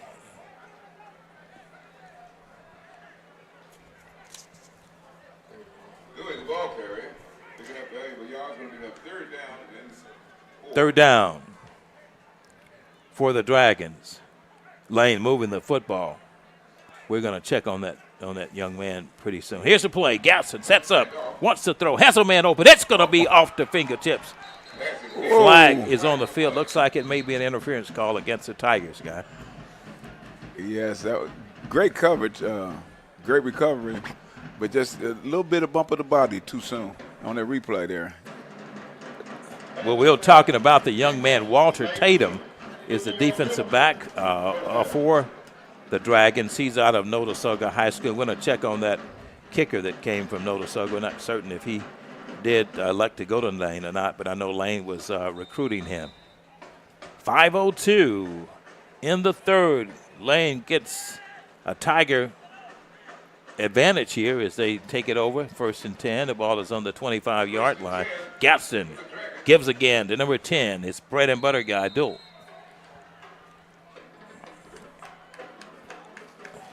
Lane seems to have saw something. I call them the eyes in the sky, and they look to exploit it here. Yeah, they're looking to try to pick this Golden Tiger defense apart.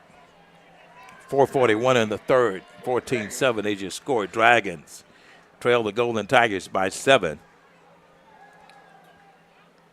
Jarrett Gaston has been the sole quarterback for the Dragons. Gaston has twin receivers to the near side, one split to the far side. Here's Gaston, going to give again. Up the gut goes number 10 again. He'll pick up about 3 or 4 or 5 on that play. And that's going to be Kyle Duell for the Dragons. And he is going to look like pretty close, maybe a yard shy of a Lane first down. Kendrick, I think you had some scores from across the SIAC. If you have time, give us an update when you get a chance. Here's a play. Delayed play here on that read option. And Vincent Hill, the linebacker for the Tigers, are going to lead that tackle for Tuskegee University.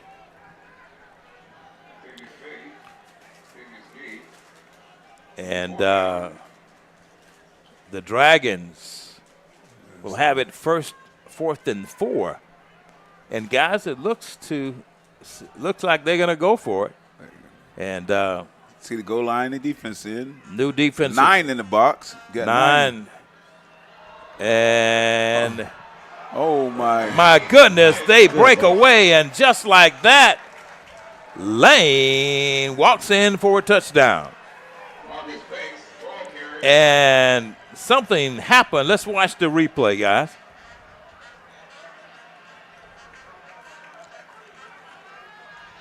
They got every helmet on them, on those guys, and you got to get off that block. Jamarcus down there Banks. Yes. Jamarcus Banks goes in for the Lane touchdown. Got a brand new ball game, 14-13. The PAT will tie it. It's number 43 is in for the point after attempt. Kalen Wood sits up. And we have a tied ball game, 14-14. And let's take a break on the Golden Tiger Sports Network. Since 2002, Empowerment Resources, Inc., a nonprofit organization, has empowered more than 1,500 youth and adults in Duval and surrounding counties through its programs Journey into Womanhood, Girls Mentoring, Life Skills for Teens, and Parenting Education Coaching. To get involved with programs, volunteer, or donate, visit www.empowermentresourcesinc.org. Follow us on social media, facebook.com/empowerment.resources and instagram.com/empowermentjax. The human voice has always connected audiences with experiences. Major brands all across America have trusted Cover's voice time and time again. Conversational. With 3:08 in the third, ball game is tied, 14-14. Lane 14, Golden Tigers 14, as the Dragons get ready to kick it off to the Golden Tigers. And Duke was their workhorse in that last drive. He's almost at 100 yards today. He's had an outstanding day here in Tuskegee.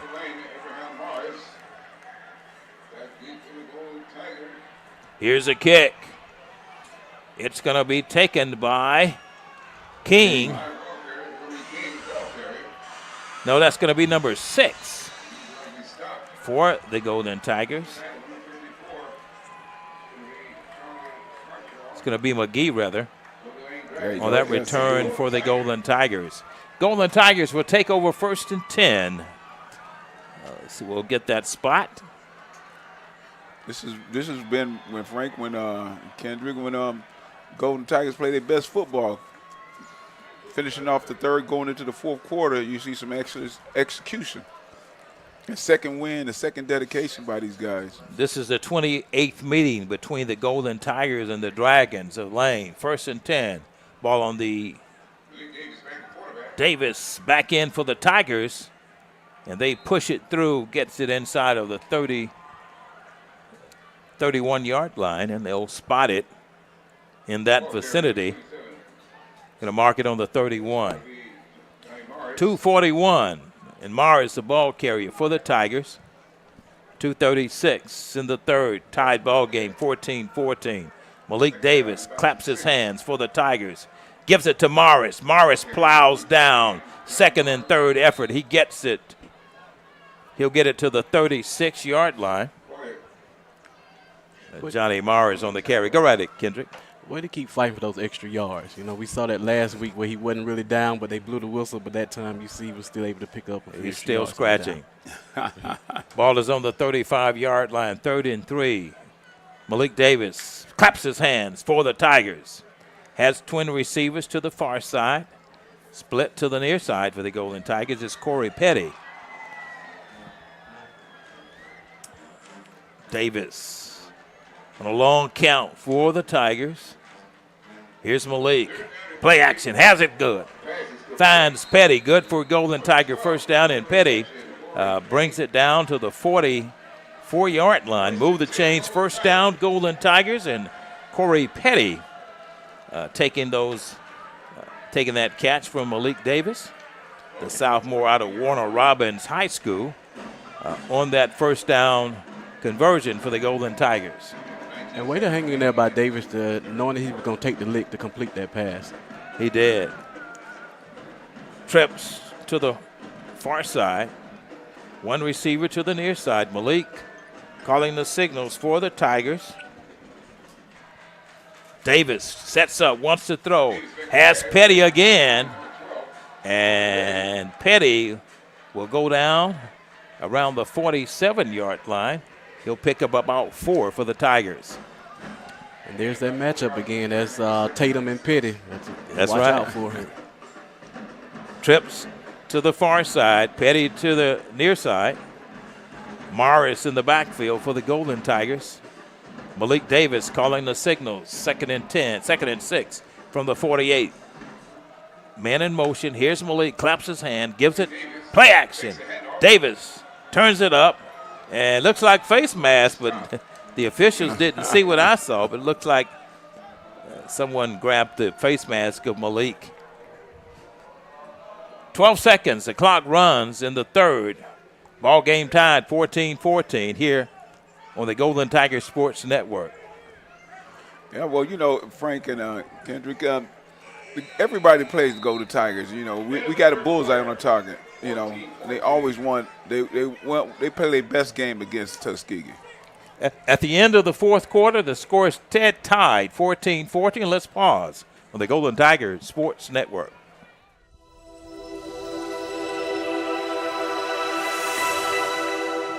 Welcome to Tuskegee University. I am Charlotte Morris, president of this historic institution. I want to take this opportunity to welcome all of our Golden Tiger fans and our friends from Lane College in Jackson, Tennessee. We want you to rally in that good old Tuskegee spirit and let's bring home a win again.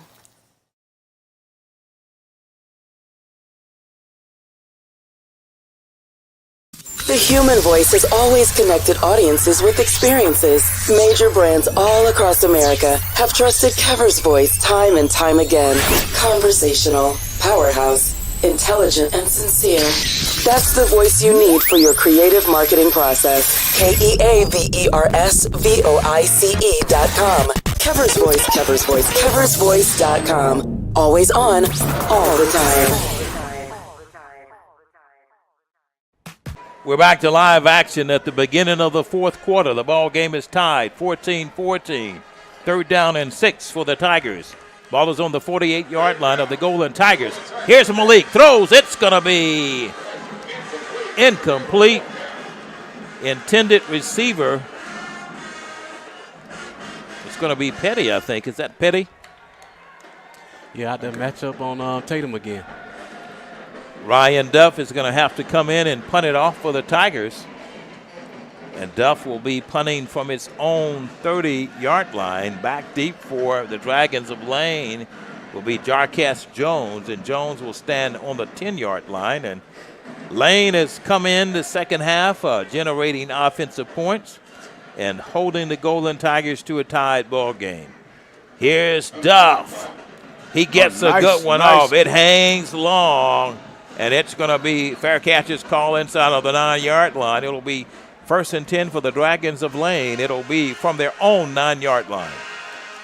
Great punt by Duff. We definitely needed to pin them deep. I mean, these last 3 offensive series for Lane, they have moved the ball, you know, with pretty much ease on the Golden Tiger defense. So let's see if we can adjust and hold them here. Great special team effort by the Golden Tigers. Tied ball game, 14-14. Dragons sent out Gadsden. He'll have it 1st and 10. Ball will be marked on the 10-yard line. 14-46 tied ball game in the 4th. Here's Gadsden. Has twin receivers to the near side. An RPO again, and they're going to get inside. They'll get it to the 22-yard line. And it'll be just shy of a 1st down. They'll mark it. Looks like they'll mark it around the 17, 18-yard line. Here's a play again. And they're going to go back again with the bread and butter guy. That's Stute for the Dragons. They pick up a 1st down, move the chains. 1st down, Lane. Now put him well over the 100-yard mark today. He's been the bread and butter guy for the Dragons of Lane. 14:05, ball game tied. Here's Gadsden. Gadsden gives it again to the same guy through. Number 10 picks up 2.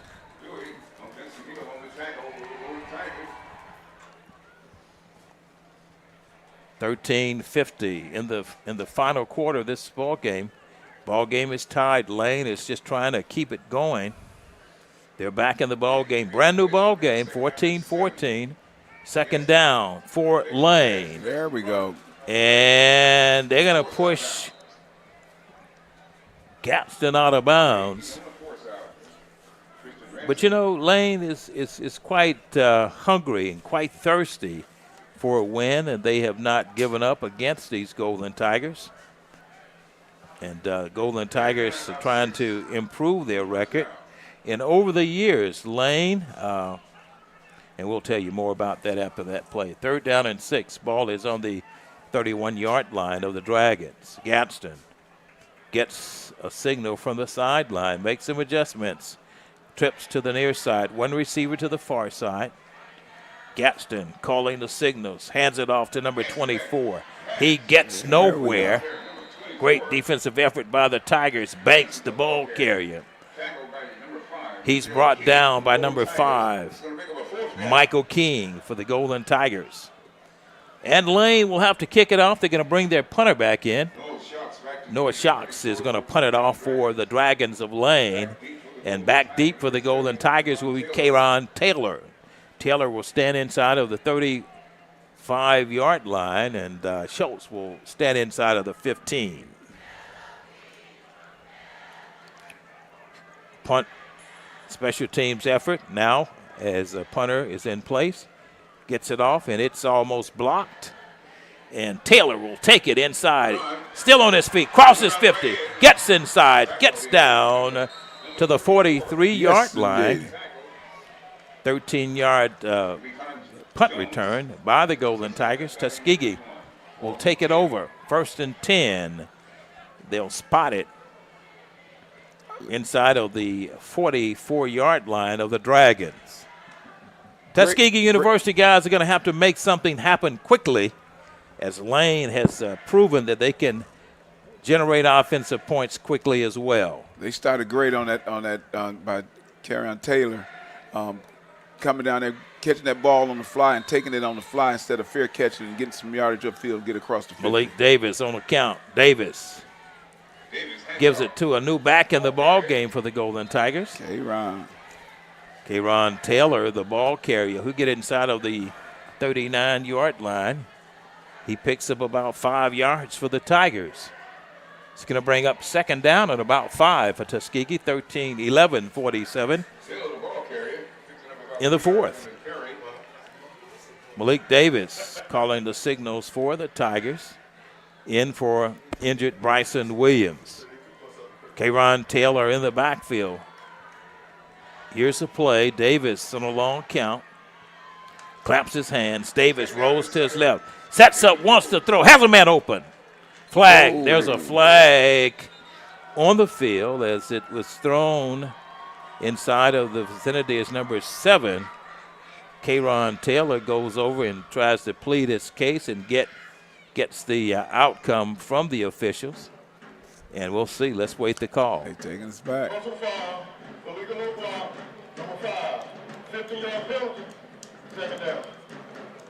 Number 15 yards stepped off against the Golden Tigers. He said number 5? Okay. Correction number 7. Correction number 7. I just wanted to make sure that was going to be Kayron Taylor, number 7, instead of number 5. The official got his numerals incorrectly. 11:06 in the 4th. Ball game tied, 14-14. Golden Tigers get that penalty, and Malik Davis will have to operate now from the 44. Here's Malik. Gives it to Taylor. And Taylor gets it inside. He'll get maybe 3 yards on that play. His running off tackle.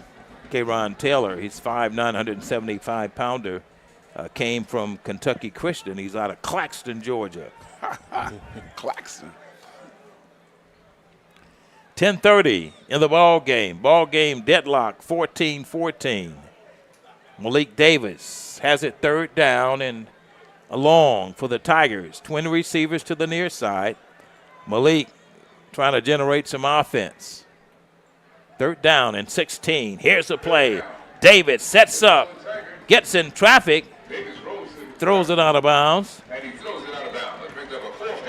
going to bring up 4th down, and that's going to bring in Ryan Duff. And Duff's been a busy guy today. As Duff will punt it off, he'll stand inside of the 30-yard line. 10:03 in the ball game. Tigers 14, Dragons 14. It's high school visitation day in Tuskegee, Alabama. You're listening to the Golden Tigers Sports Network. Frank Lee, Ken Woodard, and Kendrick Hooks here in Tuskegee, Alabama. Here's Duff. Duff will punt it off. He pooches it. Takes his time and gingerly kicks it, taking inside the 10 to 15. On his feet, setting up the wall at number 84 for the Dragons. That's going to be for Lane. Terrence Holland gets a pretty decent punt return for the Dragons. They'll mark it inside of the 36-yard line, and Gaston and company will have it 1st and 10 from the Dragons' 36-yard line. 9:51 in the ball game. It's been nip and tuck, 14-14. Both teams are trying to make something happen. Lane generated 14 points right after halftime to tie this ball game up. Here's Gadsden. Gadsden looks to the left to the sideline, gets the signals as he makes adjustments. He'll have it 1st and 10 from the 36-yard line. Calling audible. Gadsden on a long count. Gadsden drops back, wants to throw, fires to his left, looks to his right, throws on the run, has a man, flips it out, and at the last minute he stopped inside of the 36-yard line. He'll get it back maybe to the line of scrimmage. We'll watch and see where the spot will actually go. 2nd down, he got a yard on that play. 2nd down and 9, 9:28 in the ball game. 14-14 is your score. And ball game can go either way at this point. Gadsden has twin receivers to the near side, one to the far side. Gadsden. Definitely, Frank. They're looking for a big play here. Somebody gonna make a big play. The Golden Tigers come up with it. That second effort they have hustle, and the second and third effort they use. We can see any play. Here's now. Gadsden, fires out, has time, got a lot of traffic. He's throwing in traffic, and it's going to be off the fingertips, no flag, incomplete. Lovely, lovely. Defending on that play for the Golden Tigers. Here's the replay. Let's look at that replay. Looks like the linebacker picked him up, Ken. All right, get that head around. Good job. Malik. You got to love it, especially when you're going all the way downfield. And when the quarterback get the scrambling from the pressure that you have from your D linemen, the linebackers really in the secondary really become you have to be more aware of where they're at on the field. 3rd and 9. Gaston sets up. They're coming at him turns again. it up in the pocket, and he's going to be tackled by number 5, Michael King. Cuts his legs from underneath him. Really like the pressure that the Golden Tigers was able to get on the quarterback on that series. You know, going back to winning those matchups. Lost containment a little bit, but, you know, our secondary, they come in strong for us. You know, I was just thinking about Ken the other day. We were talking to former head coach Ruffin, and he told Michael King, you just got to get one interception each game, son. And he's done it. 8-17 as the Dragons punt it off from their own 25-yard line. Back deep on the 30 is Kayron Taylor for the Tigers. High snap. It's going to be, he bumbles around, but he gets it off. He got in trouble. It's going to take a Golden Tiger bounce. It'll be 1st and 10 for the Tigers on the 37-yard line. This is a crucial point, guys, for the Tigers. 7:53 in the ball game. The ball game is tied. It's going to have to be a good offensive surge this time for the Tigers, as this ball game is dwindling away at 7:53 in it. Tied score 14-14. Malik Davis will have to come in and try to make something exciting happen for the Golden Tigers. One thing I can say about Davis, he's battle tested. He has proven. He's earned his armor. Trips to the near side. Petty to the far side. Man in motion. Davis calling the signals for the Tigers. Gives it to Taylor. Taylor turns the corner and he'll be pushed out of bounds, maybe picking up maybe a couple of yards on that play. But the Dragons are holding guys defensively. Absolutely. You know, I know you may look at Lane's 0-3 record and look at it, but when you go back and you look at that film and you look at some of those games, I mean, they were in there barring They were in the game. turnovers You're right. and, you know, till about the third quarter, you know, but I'm sure they would preach that all week long at practice to finish the game. Here's the play, second down for Malik Davis. Davis sets up, wants to throw, caught inside. He's going to be a yard or two shy from a first down. But on the receiving end for the Golden Tigers is number 12. That's Reddy Petty. Corey Petty on the catch for the Tigers. Takes that Malik Davis pass about a yard shy from a first down. And I like 650. I like to see the old lineman downfield. You know, that was a pass with 8-yard reception, and you got the offensive lineman that's 300 pounds, downfield making a block on the linebacker. Great job. Davis gets the signal from the sideline. Here's Davis, sets up, wants to throw. Throws out of the pocket. It's going to be underthrown. Intended receiver for the Golden Tigers was going to be number 81, Malik Thomas. And Davis couldn't get enough on it. And it's going to bring up fourth down. And Ryan Duff is going to be back in punt formation. And back deep for the Lane Dragons is Terrence Holland. Duff will stand inside of the 26-yard line. His Golden Tigers are tied with the Dragons 14-14. 6 minutes, 28 seconds of the ball game. Duff will punt it off to the Dragons. Holland will take it. It's going to take a lane bounce. And out of bounds inside of the 20-yard line. It will be 1st and 10 for Gaston and company.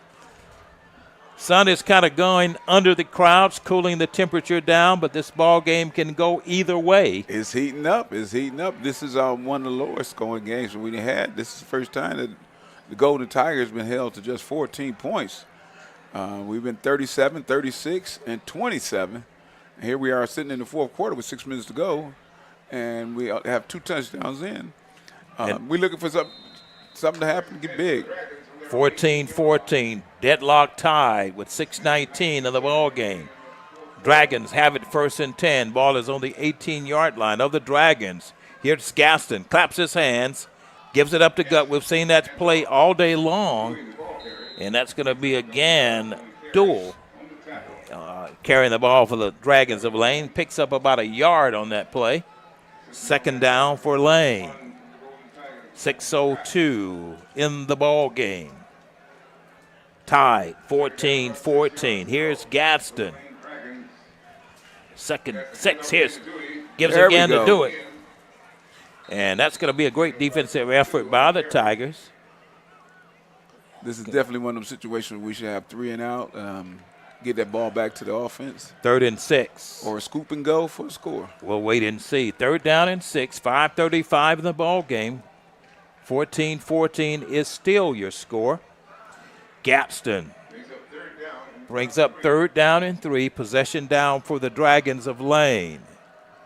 Gaston has twin receivers to the near side. Man in motion. Gaston calling the signals audible. Sets up, wants to throw. It's going to be incomplete. It's going to bring up 4th down for the Dragons. And 1, 2, 3, they're going to have to punt it off, guys. Can't ask for more out of your defense right there. That's what we need. We needed a quick, like you said, Ken, a quick 3 and out to give our offense another opportunity.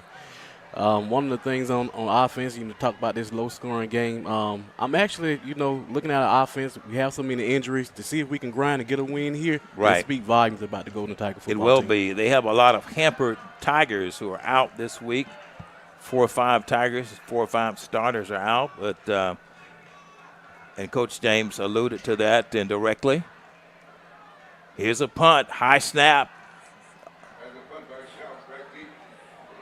He's on the Taylor on the run, turns the corner, and there's a flag around the 45. Oh, that was close. That wasn't it. I think they're going. Was it going to be a clipping call? A clipping call.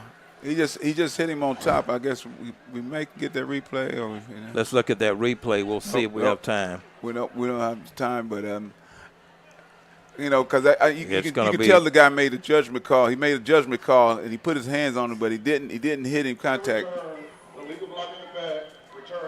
Illegal block in the back. 15 yards going to be walked off against the Golden Tigers. 5:01 in the ball game. Ball game tied 14-14. Tigers and the Dragons. SIAC competition. And sometimes you have a decision where the referee had noticed that the guy is pulling up. He's not continued to the block. He got close to him and the guy would turn his shoulders. A couple times I turned my shoulder, so we would personally put your hands on my back as opposed to putting it on my chest if I'd have stayed front. But first and 10. Let's get back to live action. Twin receivers either side. Here's Malik. Takes the snap. Needs to make something happen. Gives it to Morris. Morris turns the corner. Bravely picks up about 4 yards on that play. It's going to bring up second down in about 6. Morris. Seen a lot of action today. Johnny Morris, 5'9", 190-pounder out of Spanish Fort High School for the Golden Tigers. Run, Johnny, run. This is part of this game plan. He's the guy in the fourth quarter that they really go to, to give that double pack, that triple pack. Second down and 5. Ball on the 39-yard line from Malik Davis and company. Davis sets up, wants to throw, has a man open. It's inside, picks up a first down and more. Gets it down to the 45-yard line, and Golden Tigers generating offense. Had been a while, to see that clean pocket again for Davis, but the offensive line, giving him the time to go through the progression. Back to live action. Here's Davis, fires it out. Man open, same play inside. Number 83 on the receiving end. That's going to be Kenyon Webb for the Tigers. I like that Lane is playing off a little bit, and so they taking advantage of what you give me. You give me that shortage, I'll take the shortage. Eventually you have to come up, and then we're going to take it up top over you. That play good for 5 yards. Second down and 5. Ball on the 47. Take 5 yards anytime. 14-14. You score 3:38 in the ball game. Malik Davis has twin receivers to the near side, twin receivers to the far side. Play action. Davis turns up in the pocket, gets in trouble, gets in traffic, calls his own number. He loses maybe a yard or two on that play, but holds on to the football. 3:21 in the ball game. Ball game tied 14-14 here on the Golden Tiger Sports Network. Frank Lee alongside Ken Woodard and Kendrick Hooks. And this is going down to the wire, guys. 3:06. Ball game is tied. Golden Tigers have to make it happen. Possession down, third down and 8. Malik gets a signal from the sideline. Cordially gets it, takes his time, has receivers twin either side. Here's Davis, sets up, wants to throw. It's going to be short. You got to get something on to get him in that weight room. And that's going to be bringing in Ryan Duff. Will come in with 2 minutes and 39 seconds in the ball game. Duff will come in to punt it for the Tigers. Still 14-14 your score. Fourth down, and Duff will kick it off. Back deep again for the Dragons is number 84, Terrence Holland. Duff. Here's a punt. Duff gets it off, pushes it, hang time, long. Nice hang time. Nice hang time. It'll run out of bounds around the 9-yard line, and the Dragons will have it 1st and 10. They'll mark it. Let's see where the spot will be. Looks like it's going to be somewhere in the neighborhood of the 14-yard line. 2 minutes and 30 seconds in the ball game, tied 14-14. Tell you what, if you're a Dragon fan, you couldn't ask for more out of your Dragons to come down here, 3-0 Golden Tiger team, and not lay down and have a chance to go down the field and win the game for your program. Well, the Tigers will have to play good defense. As we indicated, this is the 28th meeting between the two programs. The Golden Tigers have a 26-1 lead over the Dragons, and Golden Tigers are going to have to maintain that record with 2:30 in the ball game. Here's Gaston, 1st and 10 for Dragons of Lane. New running back in the ball game for Lane, number 24 on the carry for the Dragons. Jamarcus Banks. Another one on the carry. Alabama. One of those Alabama natives on that Tennessee football team. 2:12 clock runs here in Cleveland, L. Abbott Memorial Stadium, SIAC competition between the Dragons and the Tigers. 2nd down and 10. Ball is on the 18-yard line. Lane has a man in motion. Gadsden calling the signals audible. Gadsden. We got the running back. Sets up, wants to throw, turns it up in the pocket. He's going to be hit by a host of Tigers. Leading that tack for the Golden Tigers at Vincent Hill. One of the Dragons lost his helmet, and he's going to have to come out of the ball game. That's going to be the quarterback. Gadsden will have to leave. We appreciate that there. They're going to have to send a new quarterback in the ball game for the Dragons. Number 12 comes in. Demetrius Pogue. He's another Alabamian out of Mobile, Alabama. Comes in as Gadsden lost his headgear on that last play. 3rd down and 7 for Lane. Ball is on the 18-yard line of the Dragons. Lane is going to call timeout, and we're going to take a timeout on the Golden Tigers Sports Network. Nope. Nope. Come on, him. Ooh, I like him.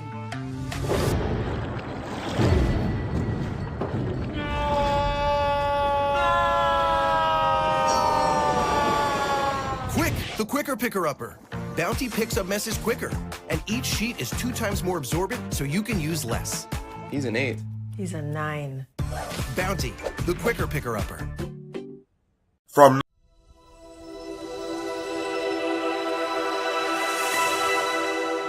Welcome to Tuskegee University. I am Charlotte Morris, president of this historic institution. I want to take this opportunity to welcome all of our Golden Tiger fans and our friends from Lane College in Jackson, Tennessee. We want you to rally in that good old Tuskegee spirit and let's bring home a win again.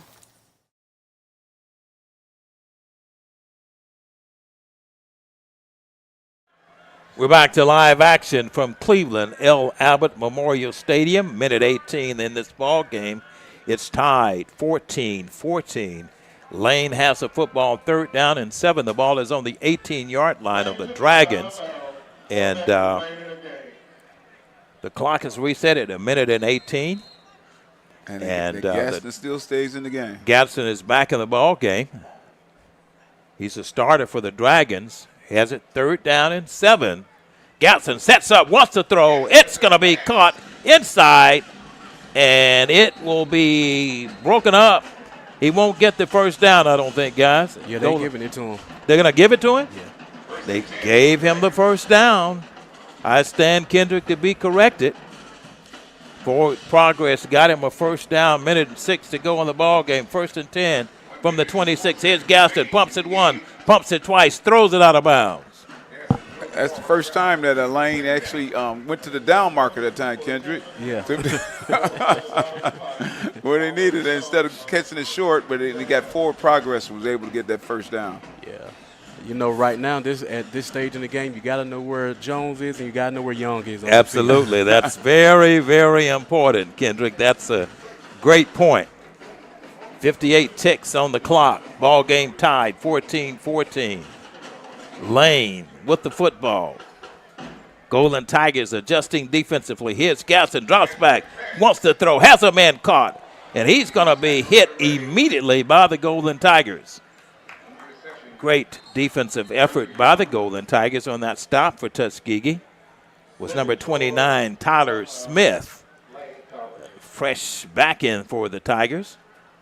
Timeout call. Let's pause on the Golden Tigers Sports Network. Novice to aficionado, find yourself here. High quality cigars plus personal customer service. Slow Burn is Waco's only mobile cigar lounge, featuring a meticulous, curated collection of premium cigars. Visit our website, www.slowburnwaco.com. That's www.slowburnwaco.com. Itchy, squirmy, scratchy, family not getting clean?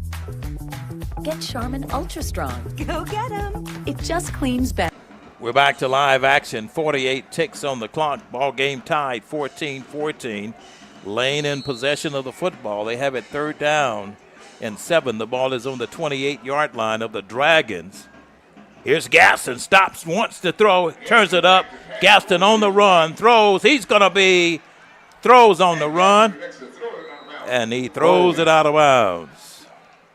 Took a rough lick that time. He did, but he got it off. Number 17 for the Dragons loses his headgear, and that's going to be the quarterback, Gaston. But he can come out anyway because they're going to have to punt it off to the Tigers. I tell you what, he's kind of taking that Dragon team on his shoulder. I mean, he certainly has. He's lost his helmet a couple times, and now Tuskegee will be in receiving the punt.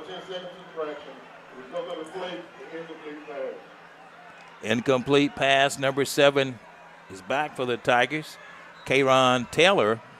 Lane will punt it off. And methodically, 40 seconds to go in the ball game. And the Dragons will punt it off to the Golden Tigers, standing on his own 13-yard line. Here's the punt. Trying to get a return on it. It's going to take a Golden Tiger bounce. It'll be 1st and 10 for the Tigers on the 40-yard line. 29 seconds to go. 29.3 seconds to go in the ball game. Ball game tied 14-14 here on the campus of Tuskegee University. Game number 4. Golden Tigers came in this contest 3-0. The Dragons 0-3, but Coach Byron Brown's Lane Dragons are blowing fire here late in the ball game. Yes, they do. Here's Malik Davis. Twin receivers either side. Morris is the sole back, and here's the count. Davis sets up, wants to throw, has a man open. Incomplete. Intended receiver for the Golden Tigers was number 85 for Tuskegee University. That's going to be Rashad Seiger for Tuskegee. 2nd down and 10, 25 ticks on the clock. Golden Tigers would like to get it down a little further, maybe kick a field goal, or either go for a touchdown. Trying to eliminate going in overtime. 25 ticks, 14-14 your score. 2nd down and 10, ball on the 40-yard line. Davis has a man in motion. Here's Malik, takes the football, sets up, has time. Great coverage, great blocking. Davis throws on the run. It's going to be broken up inside of the 42-yard line. 18 seconds on the clock. Ball game is tied 14-14. 18.4 seconds in the contest. Davis has a load on his shoulder, trying to make something happen offensively. Possession down situation, 3rd down and 10. Ball is on the 40-yard line of the Golden Tigers. Trips to the near side. One receiver split to the far side. Johnny Morris is back in the backfield with Malik Davis. Here's Malik, sets up, wants to throw. He throws long. It's going to be caught. Broken up. Incomplete, in and out of the hands of Corey Petty. No interference call. And 11 ticks are on the clock. And I tell you what, guys, that was one play that he'll dream about all night long, guys, both the quarterback and the receiver. 11 seconds on the clock. Ryan Duff will have to punt it off for the Tigers. The long snapper's in for the there Tigers. There it goes again. Sean Cross is in, and Ryan Duff will timeout call. Let's pause on the Golden Tigers Sports Network. Itchy, squirmy, scratchy, family not getting clean? Get Charmin Ultra Strong. Go get 'em! It just cleans better. With a diamond weave texture, your family can use less while still getting clean. Goodbye, itchy squirm. Hello, clean bottom. We all go. Why not enjoy the go with Charmin? At Hampton Law, our primary goal is to provide non-traditional yet effective solutions and redefine the approach to client legal concerns.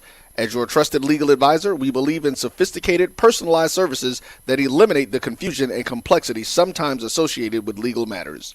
Our high standard for client care and concern, coupled with our extensive legal knowledge and skills, make. We're back to live action. 11.5 seconds in the ball game. Ryan Duff will punt it off for the Golden Tigers, standing on his own 24-yard line. Duff hanging it in the air. It's going to be taken inside of the 20, the 25, and inside. Lane still with the football. 5. This ball game will go in overtime. It will go in overtime. 14-14. We got an overtime, guys, as the Golden Tigers of Tuskegee University and the Dragons of Lane will go in overtime. Kendrick and Ken.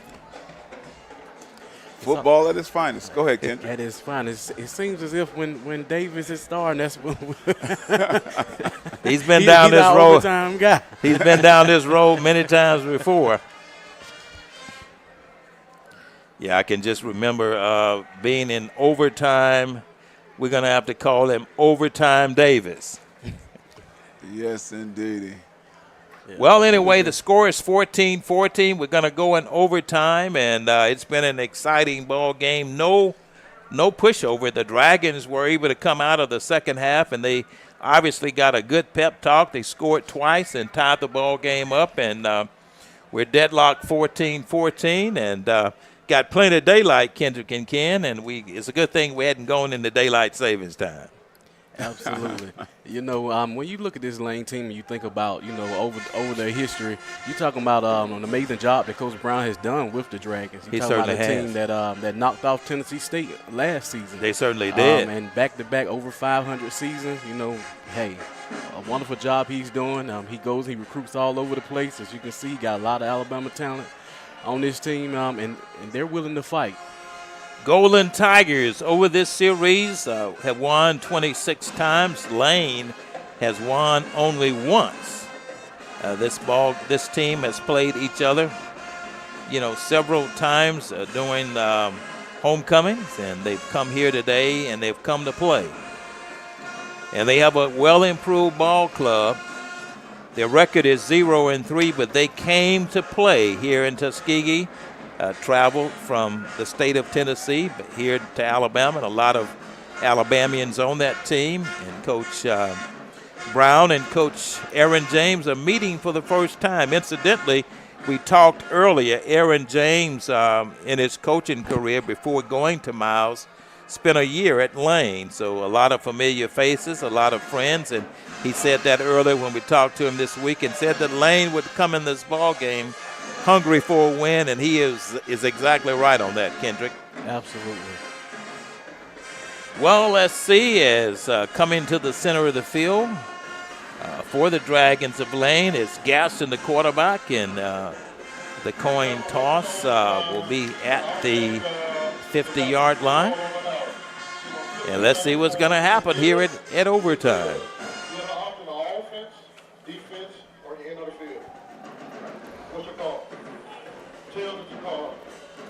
Lane called tails, and it's heads, and Golden Tigers will have that edge to make that decision. That's going to be number 58, Elliott Howell, one of the offensive linemen. He'd come in there for that coin toss. Coach Aaron James sent him out, and the Golden Tigers will have that football first, it looks like. Well, guys, it's been an exciting SIAC competitive match here between the Tigers. No, it looks like the Golden Tigers. Let's see. They're going to send the defense. The defense is going to come on the field. Am I correct? It looks like that's going to be the defense. Yes. Yes, it is. Yes, it is. Golden Tigers have elected to play defense first. We'd like to thank all the support for this broadcast. I want to thank Jordan Benson, the Sports Information Director for Tuskegee University, Athletic Director, Reginald Ruffin, and all of his staff who's made this broadcast successful here as this game number 4 goes into overtime here at Cleveland L. Abbott Memorial Stadium on the campus of Tuskegee University. Dragons will have Gadsden at quarterback. They'll send it up, and again, number 10, and that guy's been pretty busy. Colin Dool. Dool has been busy for the Dragons all game long, and he carries the ball for the Dragons of Lane. Picks up 2 yards for the Dragons. Going to bring up 2nd and 8. Ball is on the 25-yard line. Gadsden calling the signals. Gives it again to the same guy. He gets nowhere. Wrap up. Great. Nice defensive traffic jam by the Tigers. Yes, indeed. Great wrap up by number 55. We're tied 14-14. We're in overtime here at Cleveland L. Abbott Memorial Stadium. I don't think a fan has left the stadium. It's high school visitation day, and these fans have gotten a pretty competitive match here today. Here's Gaston, has receivers, trips to the near side, throws long, and it's going to be broken up by the Golden Tigers. Great coverage. Who is that on that breakup, Ken Woodard? That's going to be number 5. Our favorite guy. They went to the wrong guy that time. He looked like he ran the route better than he did. Well, he was once a receiver. Who knows better? Great breakup, Michael King, the sophomore out of Booker T. Washington High School on that great defensive stop by the Golden Tigers. Already got his 1 interception of the game today.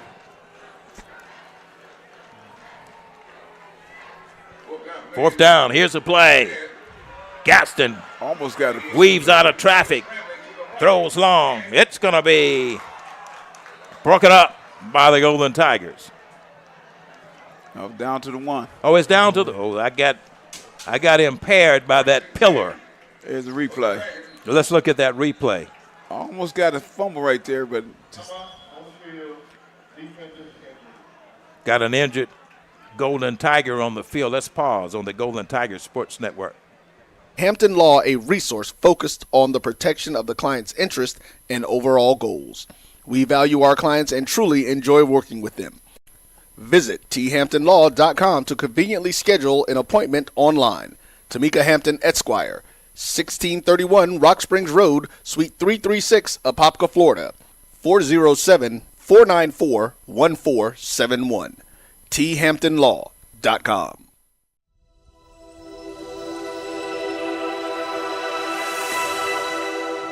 Welcome to Tuskegee University. I am Charlotte Morris, president of this historic institution. I want to take this opportunity to welcome all of our Golden Tiger fans and our friends from Lane College in Jackson, Tennessee. We want you to rally in that good old Tuskegee spirit and let's bring home a win again.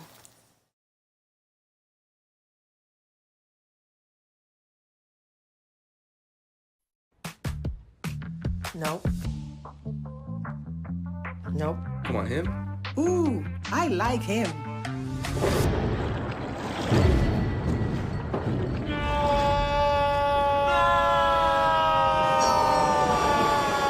Quick, the quicker picker-upper. Bounty picks up messes quicker, and each sheet is 2 times more absorbent so you can use less. He's an 8. He's a 9. Bounty, the quicker picker-upper. From novice.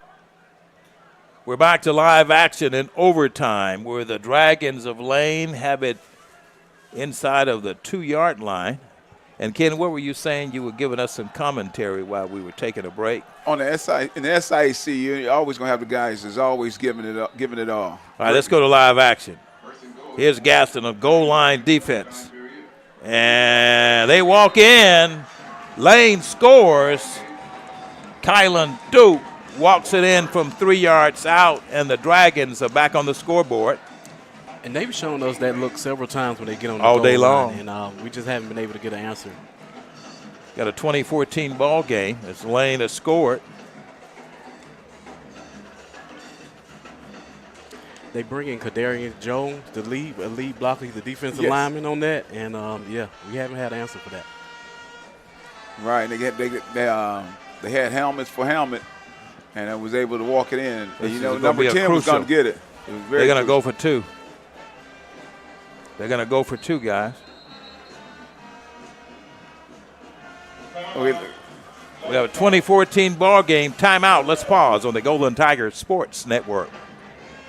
To aficionado, find yourself here. High quality cigars plus personal customer service. Slow Burn is Waco's only mobile cigar lounge, featuring a meticulous, curated collection of premium cigars. Visit our website, www.slowburnwaco.com. That's www.slowburnwaco.com. When it comes to professional learning, teachers deserve better. From the leader in online learning, Stride brings you the Stride Professional Development Center, an on-demand library of mobile-friendly courses that gives teachers choice and flexibility, allowing them to learn anytime and anywhere. Our dynamic courses provide bite-sized learning and help educators advance their knowledge while also gaining professional development hours. It's time you take charge of your learning. Visit. We're back to live action in overtime where the Dragons are going for 2. They get them. They get 2 points. The Dragons went for 2. They get 2. And that brings the score up. Lane goes for 2 in overtime. They get it. Got an injured player on the field. Got an offensive injury on the field. The Dragons went for 2 and they got it. Let's pause again. This is the Golden Tiger Sports Network.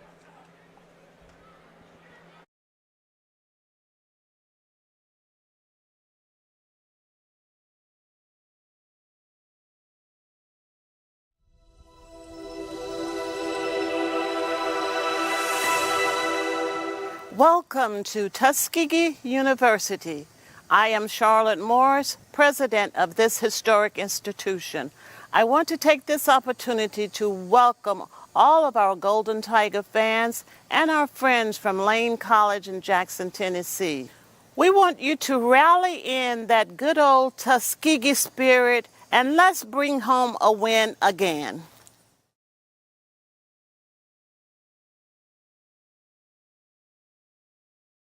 Us today to get started. If you think all pads are exactly the same, think again. This is Always Ultra Thins reinvented with the Always Triple Protection System. This pad wicks gushes 90% faster, absorbs even more so you can feel dry, and locks odors in. Rethink your pad for up to 100% leak-free and odor-free comfort with the totally reinvented Always Ultra Thins. This is always like never before. We're here in overtime in Cleveland L. Abbott Memorial Stadium where the Dragons have gone for 2. We have a 22-14 ball game. And Malik Davis is calling the signals for the Golden Tigers. Davis turns the corner on a run, calls his own number. And Lane puts a great defensive product on the field. That's Asmar Hassan, the linebacker. He's been having a great game out of Atlanta, Georgia. He's been coming over there making some great plays over there at the inside linebacker. Crucial two-point conversion in overtime by the Dragons. 22-14 is your score. Malik Davis directing this Golden Tiger offense, trying to drive down and get in. Here's Malik, sets up, wants to throw, throws long. It's going to be caught. Touchdown. Touchdown, baby. Touchdown, Golden Tigers. Don't make a difference, baby. Don't worry about the holding. Golden Tigers walk in for Tuskegee University.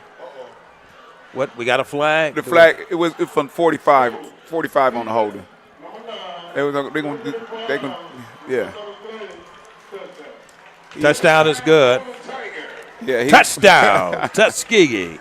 Golden Tigers strike for the third time in the contest. He almost roused the tight end down, Big Harvey. Big Harvey. So, this is crucial. Tuskegee yes, is going to have to go for 2. Get the butter from the duck, baby. This is the time. This is where the boys are separated from the men, guys. The rubber meets the road. Johnny Morris is the back end for the Golden Tigers. Run, Johnny, run. Malik Davis. Golden Tigers got to go for 2. Very crucial point in the ball game. Here it goes. They fire it out, throws it out. It's going to be caught. It's going to be caught. And it's time. We got it again. We got us again. It is good. 22-22 is your ball game, and we pull it in. And we got an exciting ball game here, guys. What's that song they sing? It ain't over. It ain't over till that that lady with weight sings.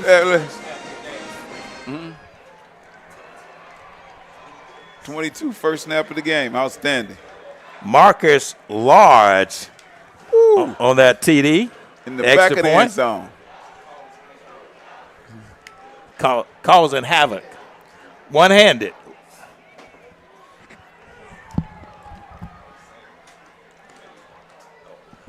.6'3", 195. Oh, okay. That height. My auxiliary spotter over there told me that I need to look at his height, and his height paid a difference there. I was so excited then and trying to keep my composure, and I got to do that. 22-22 is your score. And I tell you, it is not over until it's over. And that lady with weight has not sung. Here we go again in overtime. Here's Johnny Morris, and Morris goes. He will score a touchdown! Tuskegee! Run, Johnny, run. Johnny Morris. McCord. Run, Johnny, run. Give it to him. Run, Johnny, run. What about them Golden Tigers, guys? Yes.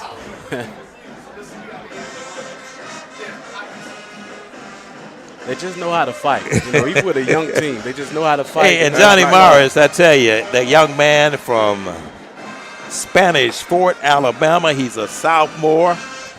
Bursting run, didn't give up. Golden Tigers 28, Lane 22. Let's pause on the Golden Tigers Sports Network. The Cuvée Group is a Florida-based marketing and training consulting firm. We help businesses communicate to their target audience and engage them in conversation. We also help to expand their audiences, which will ultimately result in growth for those organizations.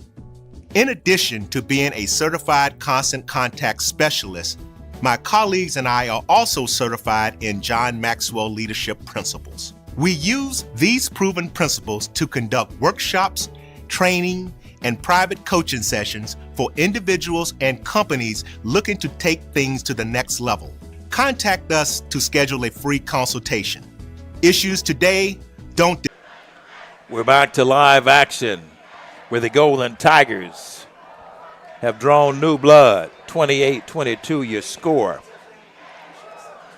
Here we go again. They going for 2.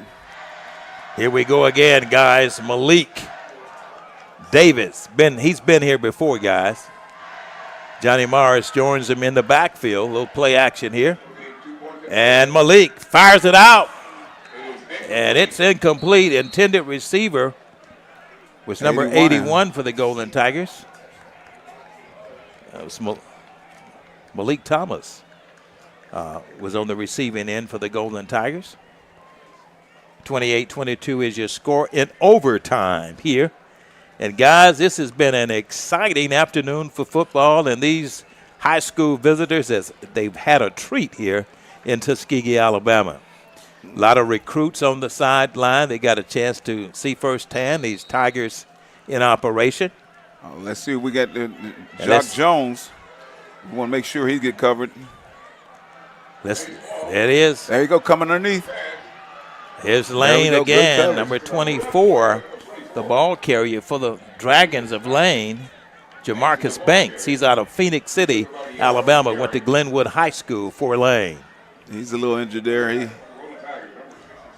Coming in the ball game is that guy we've seen all day long, Kylan Dewey for the Dragons.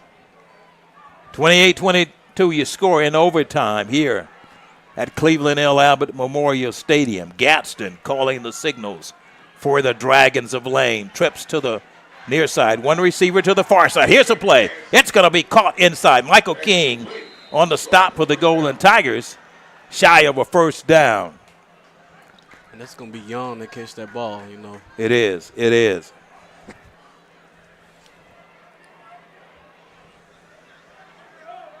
Lane stacks everybody in, trying to load things up and get inside, and he tries to – will he get it? Will he get it, guys? They call it down. They call it down. Called it down. Lane will still – I think they'll pick up a first down. Move the chains for Lane. Will they get the first down? Will they get it, Kendrick? They're having a little discussion. They're trying to determine. I think they will get it. They're going to get it first down. Lane. Dragons pick up the first down. Ball was dead. Golden Tiger defensive line trying to hold. 14, get it. There we go. Forward progress will take him back to the line of scrimmage. It's going to bring up second down for the Dragons of Lane. Great defensive effort by the Golden Tigers. Methodical defense is going to have to be exhibited here against the Dragons of Lane, because Lane has shown that they can move the ball in the second half of this ball game. They've done it successfully. Here's Gaston. You got 5 and 14 on the We're same in overtime. side over there. Golden Tigers lead at 28-22. Here's the play. Gaston sets up, wants to throw, turns it in. Gaston calls his own number. He gets it inside of the 10, maybe to the 9-yard line. You can see they were trying to get our attention with putting Young and they were trying to stack them in on the other side. Trying to get the defense to bite, and got an injured player on the field. Looks like is that Gaston? Yeah, that's Gaston. Quarterback is going to be injured. While they're attending to that injury, let's pause on the Golden Tiger Sports Network. Delay, call Cuvée.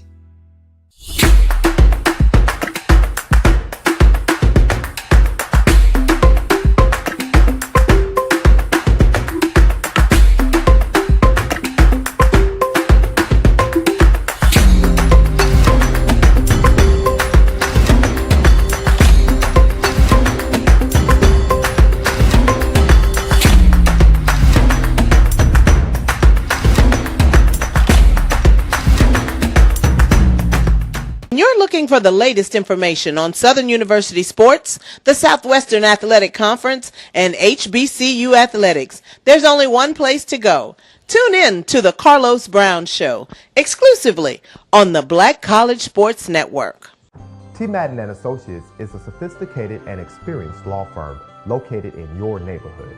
We're turning injury to cash. T. Madden and Associates obtained almost $2 million for my injury. They turned my injury to cash. Now, here's a replay. What a run. That's just an earlier replay. Here we go again. Back to live action. 28-22 your score. Golden Tigers trying to maintain this lead. And they're going to stack them in, and they're going to say nowhere to go. Great stop by the Golden Tigers. One more, baby. One more. One more like the other one. Coach DeMarco Neal's defensive line, I tell you, he said he didn't have them where he wanted them to be, but they are improving weekly. And making the plays when it counts. You know, I said earlier, Coach Aaron James has a high school teammate and also a college teammate. Defensive line coach DeMarco McNeil played at Matty Blunt High School down in Pritchard with Coach Aaron James. Fine addition to the Golden Tiger staff. Here's a play. Gadsden has time, throws. It's going to be broken up by the Golden Tigers. Oh, and there you go. Like clockwork. You got to love. Here's the replay. Here's the replay. Let's look at replay. Ball game, guys. Here's the replay. And that breakup 1, final 2, 3, score. Four guys around the ball. You got to love it. You got to love it. When that ball in there, you got your guys in there, and it's in the end zone. You turn around, get your head around, and make a play because there's no place else to go. We'll come back and wrap it up. Final score, Tuskegee 28, Lane 22.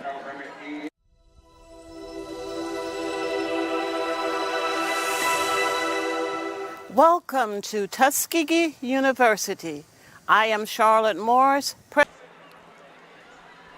president of this historic institution. I want to take this opportunity to welcome all of our Golden Tiger fans and our friends from Lane College in Jackson, Tennessee.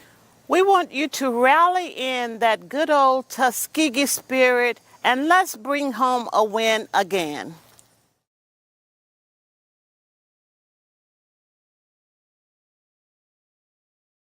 Final score in Tuskegee, Alabama. It's high school visitation day. Golden Tigers are perfect, 4-1. After a series of overtimes here, Ken Woodard and Kendrick Hooks, Golden Tigers came out on top, 28-22. Absolutely. You know, the Golden Tigers just way to fight back. You know, we've been in this situation before, and like I said about Davis, he's battle-tested. He's been here, and it showed. That experience, you know, in these tight games have came out for us today. And we was able to pull out the win. You know, hats off to Lane. They came in here ready to play, ready to fight, you know, and they showed a lot of fight. You talk about Kyle and Dew, Jaquez Jones, number 14, and Virgil Young. They came out and they put together a good game plan to come out and move the ball. I think they had about 415 total yards on us today, so they were very offensively efficient. Very impressive, the 28th meeting between these two teams. Golden Tigers maintains its prominence in this contest. They move the record to 26-1, one win.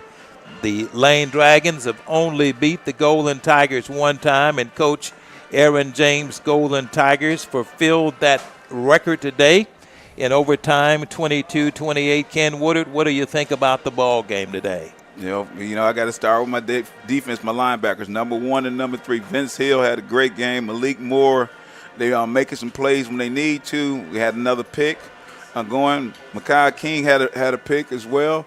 I like the way they playing when it comes time to make the play, and they being the hero and not the GOAT. And they're willing to step forward and make the discipline plays. And we were real good on our penalties ratio to Lane. Lane did a great game with all the penalties that they did have going back and forth. But that goes a tribute to our coaches of disciplined ball players. Our special team's been so excellent. I like number 3, Malik Moore. He's on the punt coverage team. Then he lined up at defense. You know, he's a guy. Every time they got the ball, he wants to be out there to make a play.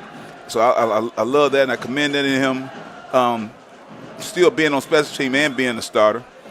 And it's I like great. The offense was excellent, and our tribute to our O-line, Kendra. You mentioned them first. Them horses, they did good. The horses they protected. Malik and had a lot of adversity, getting around there, and he hung in there. You know, he got hit a couple of good times, but he's still hanging there. I love that, and we can't say enough about the wide receiver core. On the hands, the depth they have, and the way they use it is just amazing. And looking forward, I think on the next game when we go to Alabama A&M, we're gonna see a whole nother arsenal of different weaponry that comes with the Tuskegee Golden Tigers. You know, Golden Tigers had a lot of Tigers that were hampered with injuries. Starting quarterback, starting wide receiver, several linemen. But I tell you, it was an exciting day. You got to give Coach Baron Brown credit. His Lane Tigers came in here anxious for a win. They came out of the chute at second half, an exhilarating offensive surge, Kendrick. And I tell you, you can't underestimate what Lane did when they made their appearance today here in Tuskegee. Absolutely. You know, one of the things that at first, you know, our defensive line really leaned in on Lane's offensive line.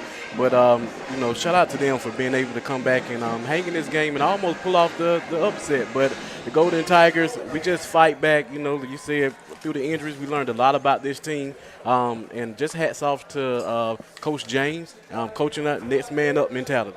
We want to thank our administrative officers on the campus of Tuskegee University. President Dr. Charlotte Morris, Chief Operating Officer Dr. Rolandus